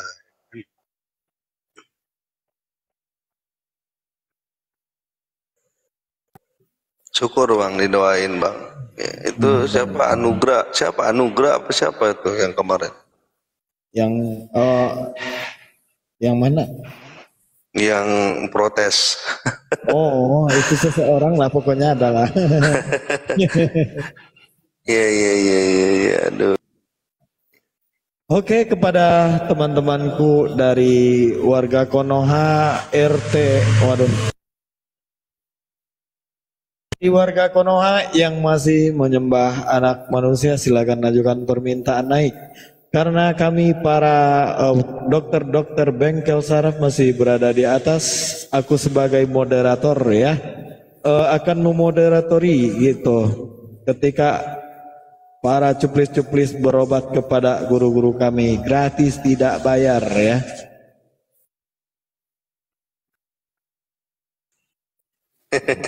Luar biasa juga ya. Betul itu Bang Singa. Iya, kalau di gereja kan bayar per puluhan. Kalau di sini alhamdulillah ya, guru-guru kita menggratiskan ilmu gitu. Inilah yang dinamakan guru tanpa tanda jasa. Alhamdulillah kan. Semoga menjadi ladang pahala. Dan kemudian ya, guru-guru kita nggak pernah berkata take and give gitu, take and give, nggak pernah begitu ya teman-teman ya. Berbeda dengan negeri Konoha sebelah gitu. Kalau kita ikhlas, tulus gitu ya. Guru-guru kita memberikan edukasi, memberikan ilmu kepada cuplis-cuplis begitu. Lanjut Bang Boy. Iya, karena kan sekalian daripada mencerdaskan, kita ta'lim juga Bang Singa, betul kan? Ta'lim muta'alim, mencerdaskan anak bangsa. Iya betul. Gitu. Karena kebenaran itu harus diuji, bukan disembunyikan. Tapi aku ada yang mau ku tanyakan sama Bang Andi nanti. Ya, tumben beliau nggak bawa kunci dongkrak. Sebegitu mengesan gitu ya yang tadi si Johannes tadi ya. Seharusnya kunci dongkrak itu keluar tadi langsung itu. Cuman mungkin beliau lagi lupa. Iya. Lupa kayaknya itu. Maklum faktor usia mungkin Bang Singa. Faktor usia. Kok nggak ada yang mau naik? Naik. Emang bertahap estafet. Tadi juga kita perhatikan kan dari Purnomo gitu tadi itu dari Buddha gitu. Waduh. Dari Buddha. Iya. Orang Buddha gitu ya. Buddha dari ini Malang Selatan. Buddha Malang Selatan. Turun gunung juga. Turun gunung dikasih. Tapi beliau tadi pada closing statementnya tadi itu yang pertama, andainya ditanya oleh Bang Hendy tadi, seandainya Anda keluar dari Buddha dan dapat memilih agama, mana yang Anda pilih, Muslim atau Kristen? Ya, beliau mengatakan Muslim gitu. Beliau mengatakan Muslim gitu. Sama seperti yang aku tanyakan kepada Pak Ina Jelita waktu itu. Pak, seandainya di dunia ini hanya ada dua agama, Islam dan Kristen, Bapak milih yang mana? Kebetulan waktu itu dia itu dari Konghucu. Nah, sama itu. Itu sama yang tadi. Iya, lanjut Bang. Bang R Pandapotan. Ya, Bang R, selamat sore. Oi Bang R, selamat sore bah. Horas bah. Bang, udah selesai foto-fotonya Bang. Oi Bang R. Assalamualaikum warahmatullahi wabarakatuh. Waalaikumsalam warahmatullahi wabarakatuh. Mantap Bang. Kalau Oten tuh Bang ditanya muter-muter terus Bang. Dari tadi aku monitor Bang di sini Bang. Lanjut Bang. Silakan aku mau diturunkan boleh Bang. Biar Oten bisa naik. Mintaannya kursiun S1 ya. Ya abangku ya. Oke silakan Bang. Oke maaf dengan berat hati untuk menggendong abang kembali ke tempat duduk abang semula. Assalamualaikum. Terima kasih Bang. Terima kasih. Selamat. Ya. Silakan para cuplis-cuplis yang terhormat baju lainnya ya, silakan ajukan permintaan naik. Cek. Cek. Waduh. Bang Andi, kurang suaranya Bang Andi. Kenapa? Bang Andi ini mic yang 1,5 juta ya. Kenapa suaraku kemana? Kenapa emang? Waduh. Barusan kecil gitu. Kecil gitu? Iya sekarang udah gede. Itu kunci dongkrak kemana Bang Andi? Kok nggak dibawa tadi? Tahu nih diskusi kok kayak gitu amat gitu. Ini loh ya teman-teman ya. Jadi kita berbagi dikit. Saya belum pernah menemukan anak balita Kristen bisa membaca atau menghafal Yohanes 1 pasal 1 pakai original teks. Belum pernah nemu. Tapi balita muslimah, balita muslim itu ratusan juta bisa membaca menghafal Al-Fatihah. Dimuit dulu dong baru naik gitu. Kenapa? Karena mereka ini tidak mencintai original teksnya. Kenapa tidak mencintai? Kalau diajarkan mencintai original teks, dia akan meninggalkan itu. Si Murni mau bicara, silakan. Saya ulang ya. Kalau mereka diajarkan membaca original teks, kemudian anak ini mencari di Google terjemahan, dia akan meninggalkan yang dia baca. Itu pertama.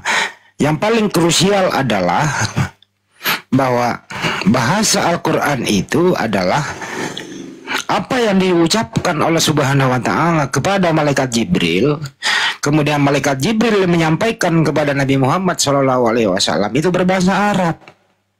Artinya Allah Subhanahu wa Ta'ala itu berbahasa Arab menyampaikan ke Gabriel, Gabriel menyampaikan bahasa Arab ke Nabi Muhammad. Begitu juga kepada Nabi Musa sesuai bahasa kaumnya. Nah, ini Bible dari mana bahasanya? Gitu loh. Ya, kenapa Al-Quran itu mudah dihafal? Karena diberkati, dirahmati, dimudahkan, terparti dalam hati. Digeser naik sedikit SMP. Ada nggak yang bisa baca original teks? Menghafal? Nggak ada. Ada nggak pendeta di muka bumi ini menghafal Bible-nya pakai original teks? Kagak ada. Mati lampu ya nggak bisa goyang dia. Serah suruh kalau mati lampu nggak ada laptop, clear urusan, kelar itu. Ya itulah karena tidak diberkati, tidak dirahmati. Nah, untuk diskusi sama mereka semua ini muter ke sana, muter ke sini. Kagak mau jujur gitu loh. Jujurlah kawan.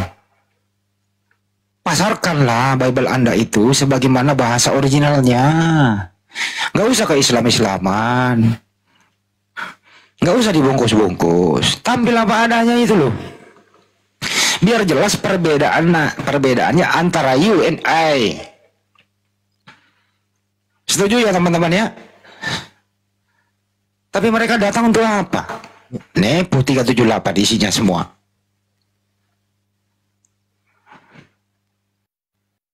Itulah mereka ini. Ya untunglah ada semua Api Jabar semuanya teman-teman kita semua di sini. Ya kita harus membentengi terutama ya keluarga kita. Bentengi semua keluarga kita. Jangan sampai datang terbungkus dengan Islam, pakai hijab, ya pakai kopiah. Ibarat kata orang busi rapat songkoknya gitu ya, rapat kopiah di kepalanya gitu.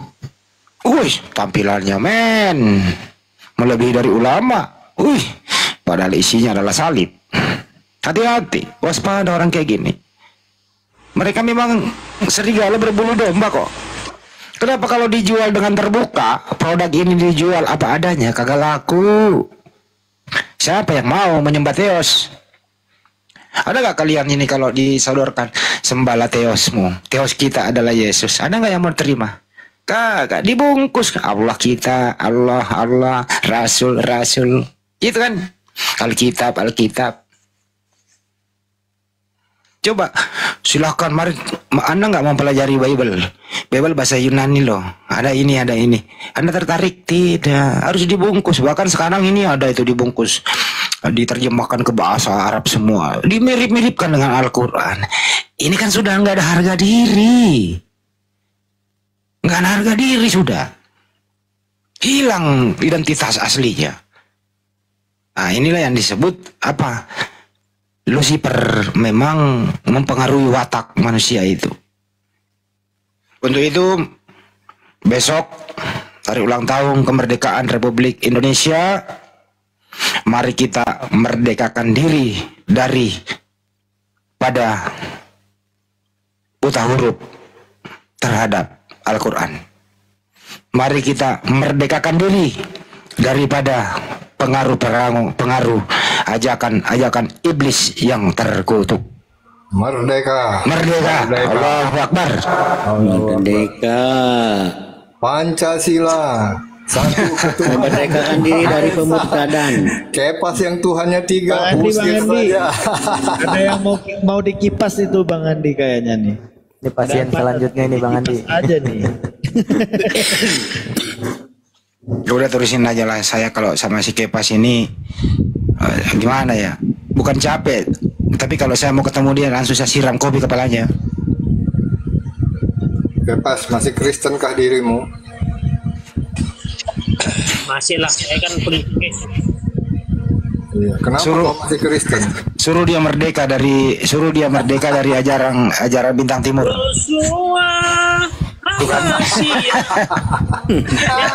Langsung ada lang. Bang Endi. Allahumma sholli ala Sayyidina. Luga. Kalau Nabi Muluga kan begitu. Allahumma sholli ala luga tambunan atau tukimin. Kan itu Nabi mu. Kalau ada yang merasa Nabi sekarang Bang Endi masukin Ini ke kalau si karung. Kepas gini selawatnya Bang Andi. Ya Nabi lu galaknatullah. Ah, itu lagunya itu. Tapi si Kingdom, di si Kingdom hari apa itu dia ngaku nabi di roomnya si Kucang Oyot, si Kingdom ini Chris F. Jadi nambah lagi nabi mereka. Kan udah saya bilang sama Bang Endi kemarin di komal lain, kan udah saya bilang kalau ada seseorang merasa Nabi saat ini masukkan ke karung, buang ke laut.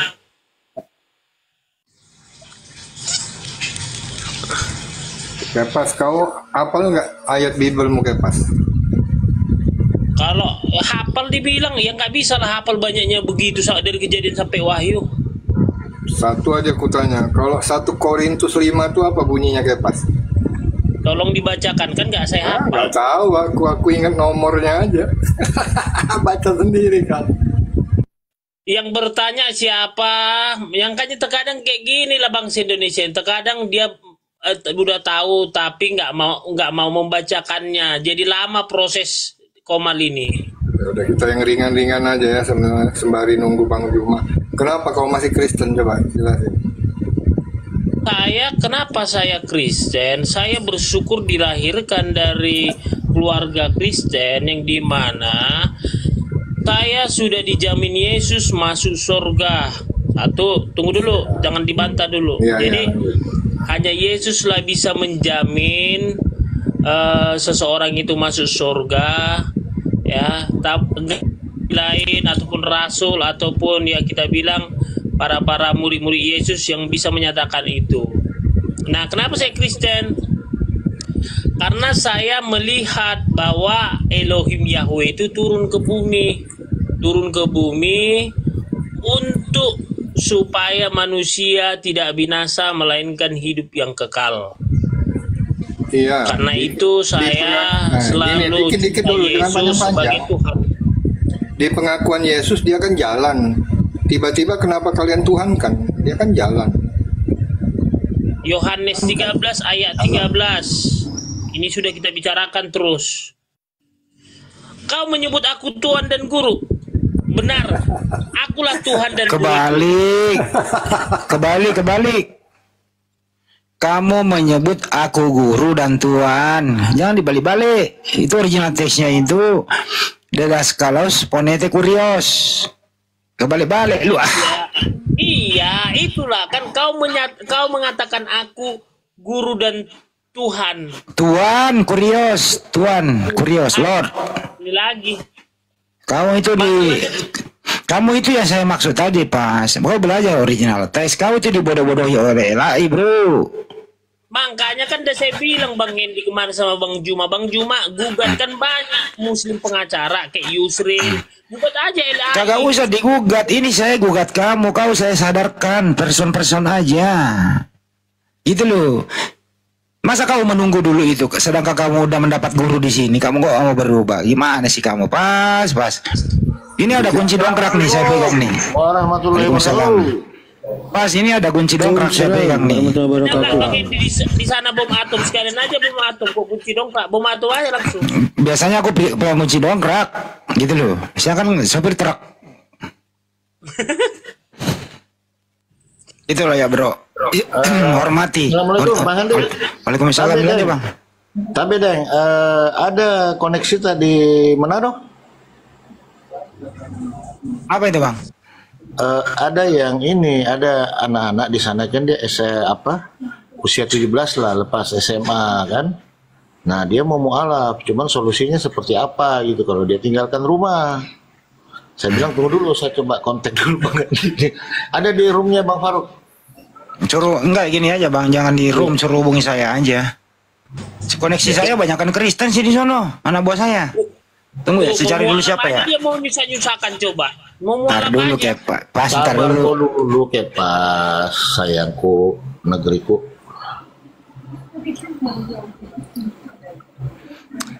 Saya paling ke ini ya, Filipus Kristian ya kali ya. Diajak ke tempat Filipus saya jadi santrinya. Iya, jadi gini Bang Andi. Mas baca Al-Quran pase betul anak itu. Pase gitu loh. Jadi dia sering dengar, dia download tajwidnya mantap bener, saya bilang bisa jadi penghafal ini. Karena tentang mau mualaf. Pas dulu diam dulu napa? Iya, saya keluar. Sini aja dulu. Abang coba ping WA saya, nanti saya kasih nomornya Filipus Kristian, nanti abang kok koordinasi sama dia. Oh gitu. Ya, Ada lagi dia lagi dicerahin dulu sedikit di roomnya Bang Faruk itu ada Ustaz Nabi di situ. Ya abang ping kan bertumpuk-tumpuk nih abang ping saya, terus saya kasih namanya Filipus kan di sana dia di Manado dia. Nanti kita bawa ke pesantrennya aja udah, gitu. Oh iya. Gitu bagus anak itu bagus. Bacaannya mantap betul saya bilang. Kalau Manado kota ya anak buah saya mah oten semua bang. Di Manado mana tadi tuh nih? Manado mana tadi ya? Masih ada ya? Tondano. Jauh lah bang. Dia dulu Manado mana dulu dia? Minahasa kah? Atau apakah? Belanda tahu kok. Dia Tondano. Tondano jauh tuh dari kota. Jadi ping aja nomornya abang ke saya lagi, saya lupa yang mana dulu nih. Terus nanti saya kasih Filipus ya, nanti udahlah gampang kok koordinasinya. Filipus kan banyak temannya di kota. Kalau ke Pak Dance nggak usah dulu ke Pak Dance-nya. Pak Dance lagi repot. Pas kita tanya Filipus, sudah sekian lama engkau mengenal aku Filipus? Sudah sekian lama kau mengenal bersama aku Filipus, kamu tidak mengenal aku. Kan gitu ya. Iya. Berarti ada perubahan muka dong ya? Nah itu. Kalau kamu ingin melihat Tuhan, lihatlah aku karena kalau kau ingin melihat Bapa, lihatlah aku karena Bapa di dalam aku di dalam Bapa, kan gitu redaksinya. Oh iya siap. Aku melok ke koro, melok aja ke koro, korum na Bang Faruk. Iya. Aku melok mah semua koro. Siap nanti ke sana main. Oke. Bang Palopo. Iya siap. Aku masuk room nggak dimasukin terus, aduh. Tunggu Bang, room saya ini room internasional. Wih, go internasional ya, dahsyat. Sehat Bang gue ya. Sehat Bang Lopo. Tunggu Bang, boy. Jadi gini Bang, di room itu banyak yang akun-akun gak jelas Bang. Kayak Bang Handi kemarin naik, ini Oten, ada lagi naik pakai akunnya Uniripa. Jadi saya ini hati-hati sekali. Betul. Ya soalnya room internasional. Room internasional.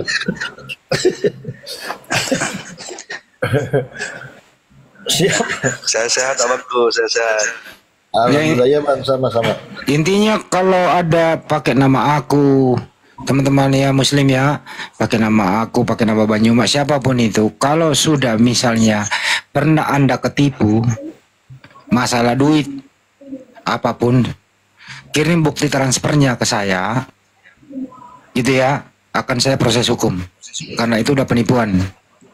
Sekali lagi saya ulang nih, ada menjual nama Banyuma, ada menjual nama saya, yang lain-lain, terus Anda tertipu, mentransfer ke dia misalnya, karena biasanya itu tetangganya sakit lah, apalah, minta bantuan, Anda kasih ke dia, kirim bukti transfernya, saya akan proses hukum. Karena itu udah penipuan. Oke? Siap. Lanjut. Oke, siap. Oke, saya turun dulu Bang Andi, harus informasinya dan kok matuk jok kaki kok Faruk ya. Iya, Deng, siap. Iya. Oke, host. Oke. Iya, terima kasih banyak host semua. Salam sehat semua. Terima kasih sudah mampir Abangku. Sudah mampir, terima kasih. Iya, Asia. Bang Palopo, terima kasih Bang. Kumaha damang host. Ya, Alhamdulillah, Bang Palopo sehat. Alhamdulillah. Iya, izin pamit. Assalamualaikum warahmatullahi wabarakatuh. Waalaikumsalam. Waalaikumsalam warahmatullahi wabarakatuh. Kemarin ada Bang Handi pakai nama sahabat Bang Juma naik, bukan di sini tapi di tempat orang. Saya tantang kamu naik, saya kasih 500 koin 100 koin, mau dia naikkan. Nah di situ saya tanya sampai semua keluar, saya binatang keluar semua, wah udah malas. Dia ngomong ada di Bandung, ngajak ketemu sama kita. Saya bilang ayo ketemu, tapi kamu oke dulu, saya kasih 1.000 koin. Nah dia minta koinnya dulu lah, sana baru mau. Memangnya aku nih blow on, saya bilang kan gitu. Dia nantang, dia ada di Braga katanya, lagi di Bandung. Saya bilang ya sudah kita ngopi aja gitu kan, pakai nama sahabat Bang Juma, dia ngakunya Bang Sadli gitu. Bang Ali si Yusuf itu. Nah, itu mah penipu ulung itu. Makanya saya bilang ini kalau si Yusuf ini yang mengaku Yusuf Api itu, tolong teman-teman kalau ada muslim udah tertipu, ya udah bawa buktinya kita laporin. Karena memang ini suka nipu-nipu demi untuk ngisi perutnya gitu. Ya, emang jujur dia ngomong, saya kalau nggak gitu nggak makan katanya.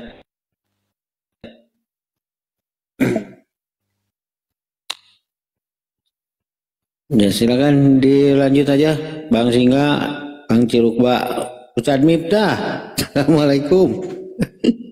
Aku standby dulu ya. Waalaikumsalam warahmatullahi wabarakatuh. Iya Bang Ali. Kenapa Bang Miftah nggak ada suaranya? Belum. Iya, ada gurunda diskusi, ada gurunda diskusi, jadi otomatis dimakan. Pak Ustadz. Masya Allah. Pak Ustadz, sekarang Pak Ustadz yang kerja. Kerja gimana? Iya kerja, cari oten. Gimana sehat semua Abah? Alhamdulillah Pak Ustadz. Gimana Pak Ustadz, sehat juga? Alhamdulillah, wasyukurillah. Alhamdulillah.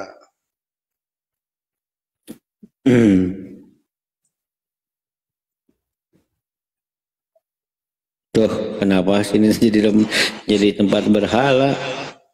Kayaknya akhi Singa lagi sholat kayaknya. Waktunya sholat. Iya, giliran. Betul, saya baru selesai. Sekarang akhi Singa mungkin. Nggak tahu Gurunda sudah monitor belum? Bah. Tak senarum sahabat Bang Juma palsu menjual nama api dan minta biaya. Tegelo si Yusufnya kadang-kadang tanya. Emang terang-terangan itu mah. Emang udah terang-terangan Kang. Kamari kayak gitu kan. Wah, ayah kan Kang Boy kemari. Pas abang kamu. Ayah. Hanya gitu. Eta mah da geus teh kudu disopanan deui Kang. Udah tidak perlu disopanin, dilembutin, langsung ajar we. Emang ayam rumpul ya? Rekan-rekan yang di bawah, tim-tim yang di bawah dari Api Jabar, yang di asuhan Abah Api Jabar, silakan diundang lagi. Kebetulan kita ada Al-Mukharam Wal-Mukhtaram Gurunda Bang Zuma hadir di tempat yang insya Allah mulia ini.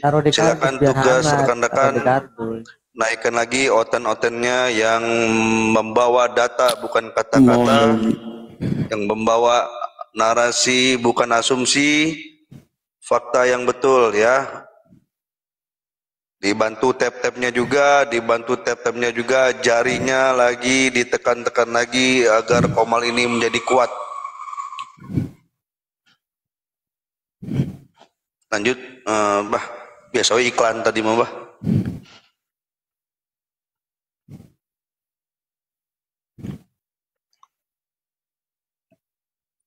Kemana Bang Hendina entah? cenah datang Sutarman ketemu kaula buku.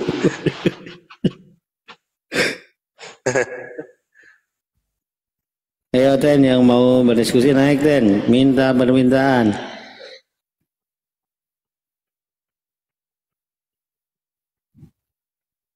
Silakan di tap lagi, di tap lagi ya kan. Naik ke atas, silakan bicara, boleh tanpa batas. Bawa data bukan kata-kata.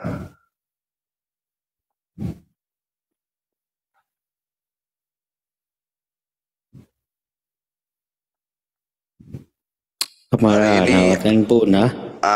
Insaf meren Pak. Mulai punah. Nah si Jibril naik Jibril lah. Ulah typing wae. Ya, ndak akun privat wae. Tok Jibril lah tuh. Kadang-kadang kan takut jadi di privat untuk apa gitu kan. Ya. Ndak tujuannya lain diskusi cari kebenaran eta mah hujat. Iya, betul. Tujuannya untuk menghujat.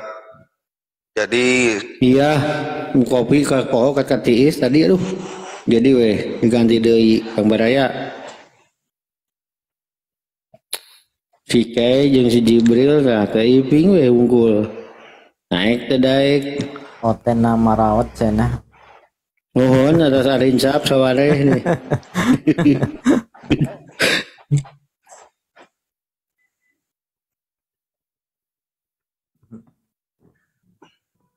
ya Oten silakan yang punya kecerdasan. Di sini ada Bang Zuma, di sini ada Gurunda kami telah hadir sebagai narasumber yang bisa memberikan. Seronya panggil ke sini sok sekarang biar Bang Juma dengan bertiga dengan moderator doang. Sok panggil ke sini, Kay. Ditunggu cepat. Jangan lewat coblak lieur barani Bang Huta Gaul naik Bang. Udah lama nih nggak muncul. Bang Huta Gaul itu bisa dijambak. Iya Pak, Rona nenggolan ya. Nih. Huta Gaul. Baronal sini Baronal.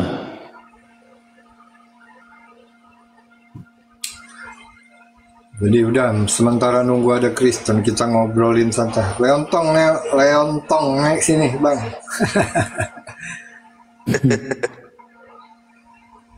Iya, aku tuh di antara seluruh Bible ya isi ayat-ayatnya cukup baca. Aku paling seneng, bukan seneng sih, favorit sama KPR 9 di ayat 4 sama 5-nya itu. Itu kan Saulus, kenapa engkau aniaya aku? Siapakah engkau Tuhan? Gitu kan kau mah. Akulah Yesus yang engkau aniaya. Nah, kenapa aku favorit di situ? Kebanyakan saudara-saudara Muslim kita kan membahas tentang siapa yang datang itu kan. Sina itu kita premis lah, Lucifer segala macam. Kalau aku enggak. Kalau aku pribadi nih berpendapat keinginan Paulus itu sendiri yang ingin ku bahas. Kenapa? Artinya dia bercerita bernarasi sendiri bahwa dialah yang menganiaya Yesus kan. Tadi kalaupun nggak maghrib bisa panjang sama Pak Yohanes enak juga tadi. Awal-awal narasiku kan ku bilang dengan menganiaya Yesus dia jadi rasul gitu kan. Artinya seorang rasul harus menganiaya Tuhannya kan, baru bisa jadi rasul begitu. Banyak premis-premis yang bilang. Di situ juga kalau si Paulus ini melihat, artinya Tuhan, dia melihat wujudnya kan. Jadi kedatangan Yesus yang kedua kali itu udah di posisi Paulus gitu. Ya gimana nih abang-abang? Silakan kita ngobrolin ini aja. Apa namanya tadi juga pertanyaan yang sangat bagus banget. Saya bahkan nggak kepikiran loh, Kang Ciluk, Pak. Pertanyaan ya ketika kitab itu katanya kan dia juga yakin kalau itu Bible itu kan firman Tuhan kan ya. Iya, Tentu iya. yang namanya firman Tuhan kan ada yang dititipin kan, bahasa sederhananya kan gitu kan. Seperti Zabur kepada Nabi Daud, Taurat kepada Musa, kemudian Injil kepada Nabi Isa, dan Al-Quran kepada Rasulullah gitu. Nah Bible ini otomatis apa ke-12 muridnya itu menerima semua atau gimana kan, itu memang pasti kan ada ini ya, ada mulanya gitu kan. Ada permulaan di mana pertama kali siapa yang menyerahkan dan siapa yang menerima, tentunya kan seperti itu. Itu betul. Itu pertanyaan yang cukup menusuk juga. Sebenarnya dari zaman Zoom dulu kami suka bertanya begitu ke Kristen. Ternyata itu selalu ya biasalah Kristen Hafiz. Kalau ditanya itu ke gunung dulu, dia ke laut, ke pasar, tapi nggak bisa jawab. Kita sendiri pusing dengarnya. Lucifer. Tapi Bang Celuba, di mereka juga sebetulnya kan mereka juga memahami, mereka juga paham ya bahwa dalam kepercayaan mereka tuh Yesus tuh 2 kali turun.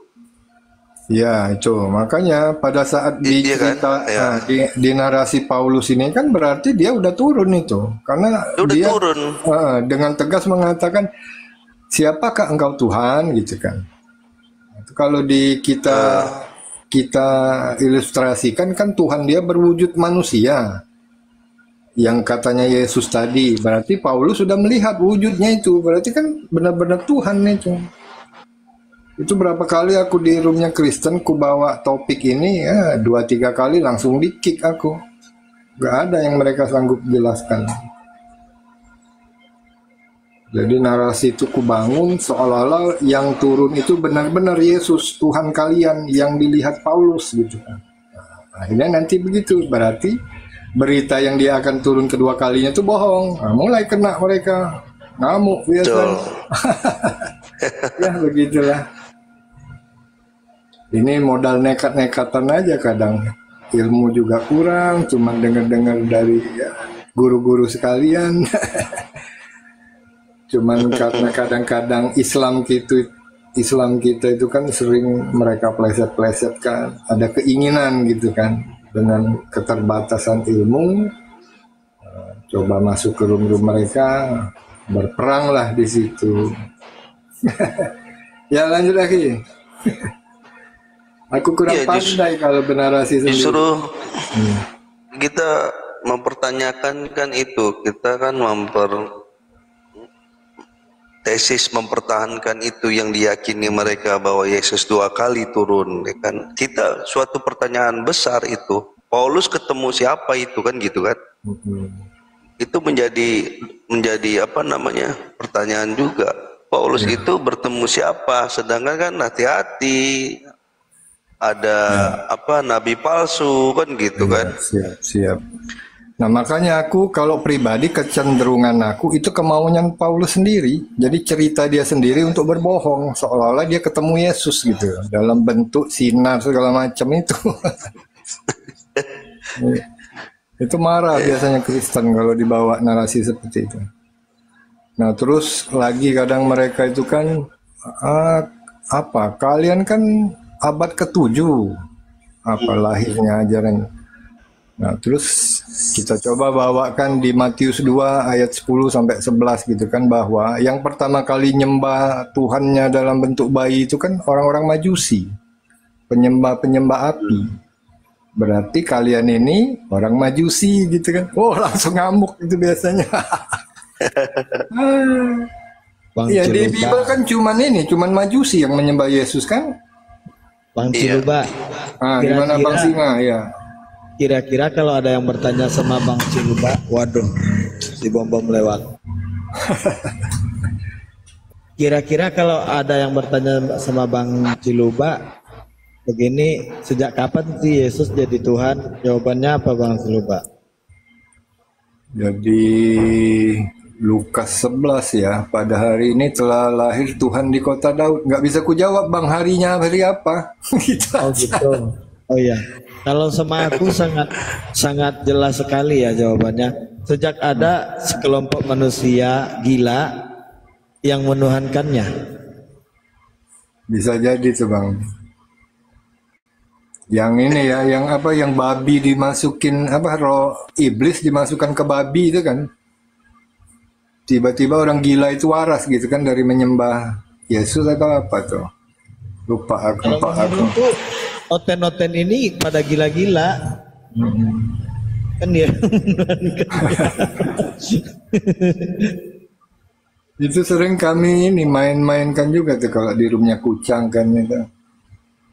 Di Lukas 2 ayat 11 itu, pada hari ini telah lahir Tuhan di kota Daud. Pertanyaannya, hari apa? Pilihannya dikasih Senin, Selasa, Rabu, sampai Minggu. Nggak ada yang bisa jawab.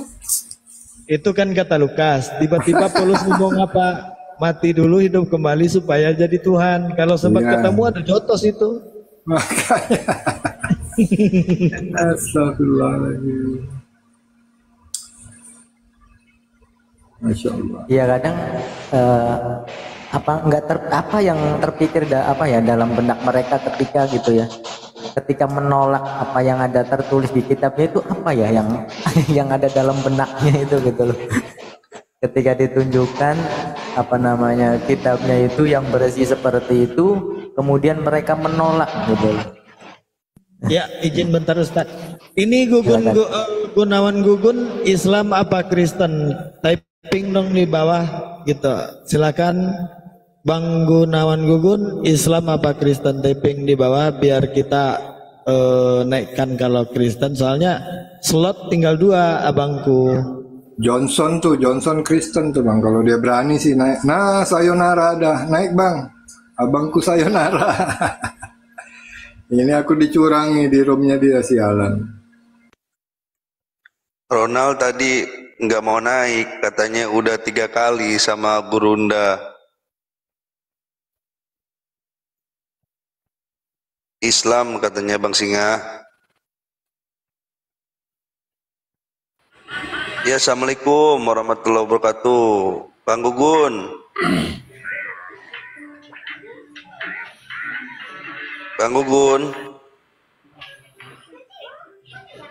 Waalaikumsalam. Waalaikumsalam. Iya, Kang Gugun ada yang mau disampaikan, Kang Gugun? Enggak sih, cuman ya kita menyimak aja. Iya. Semuanya didatengin.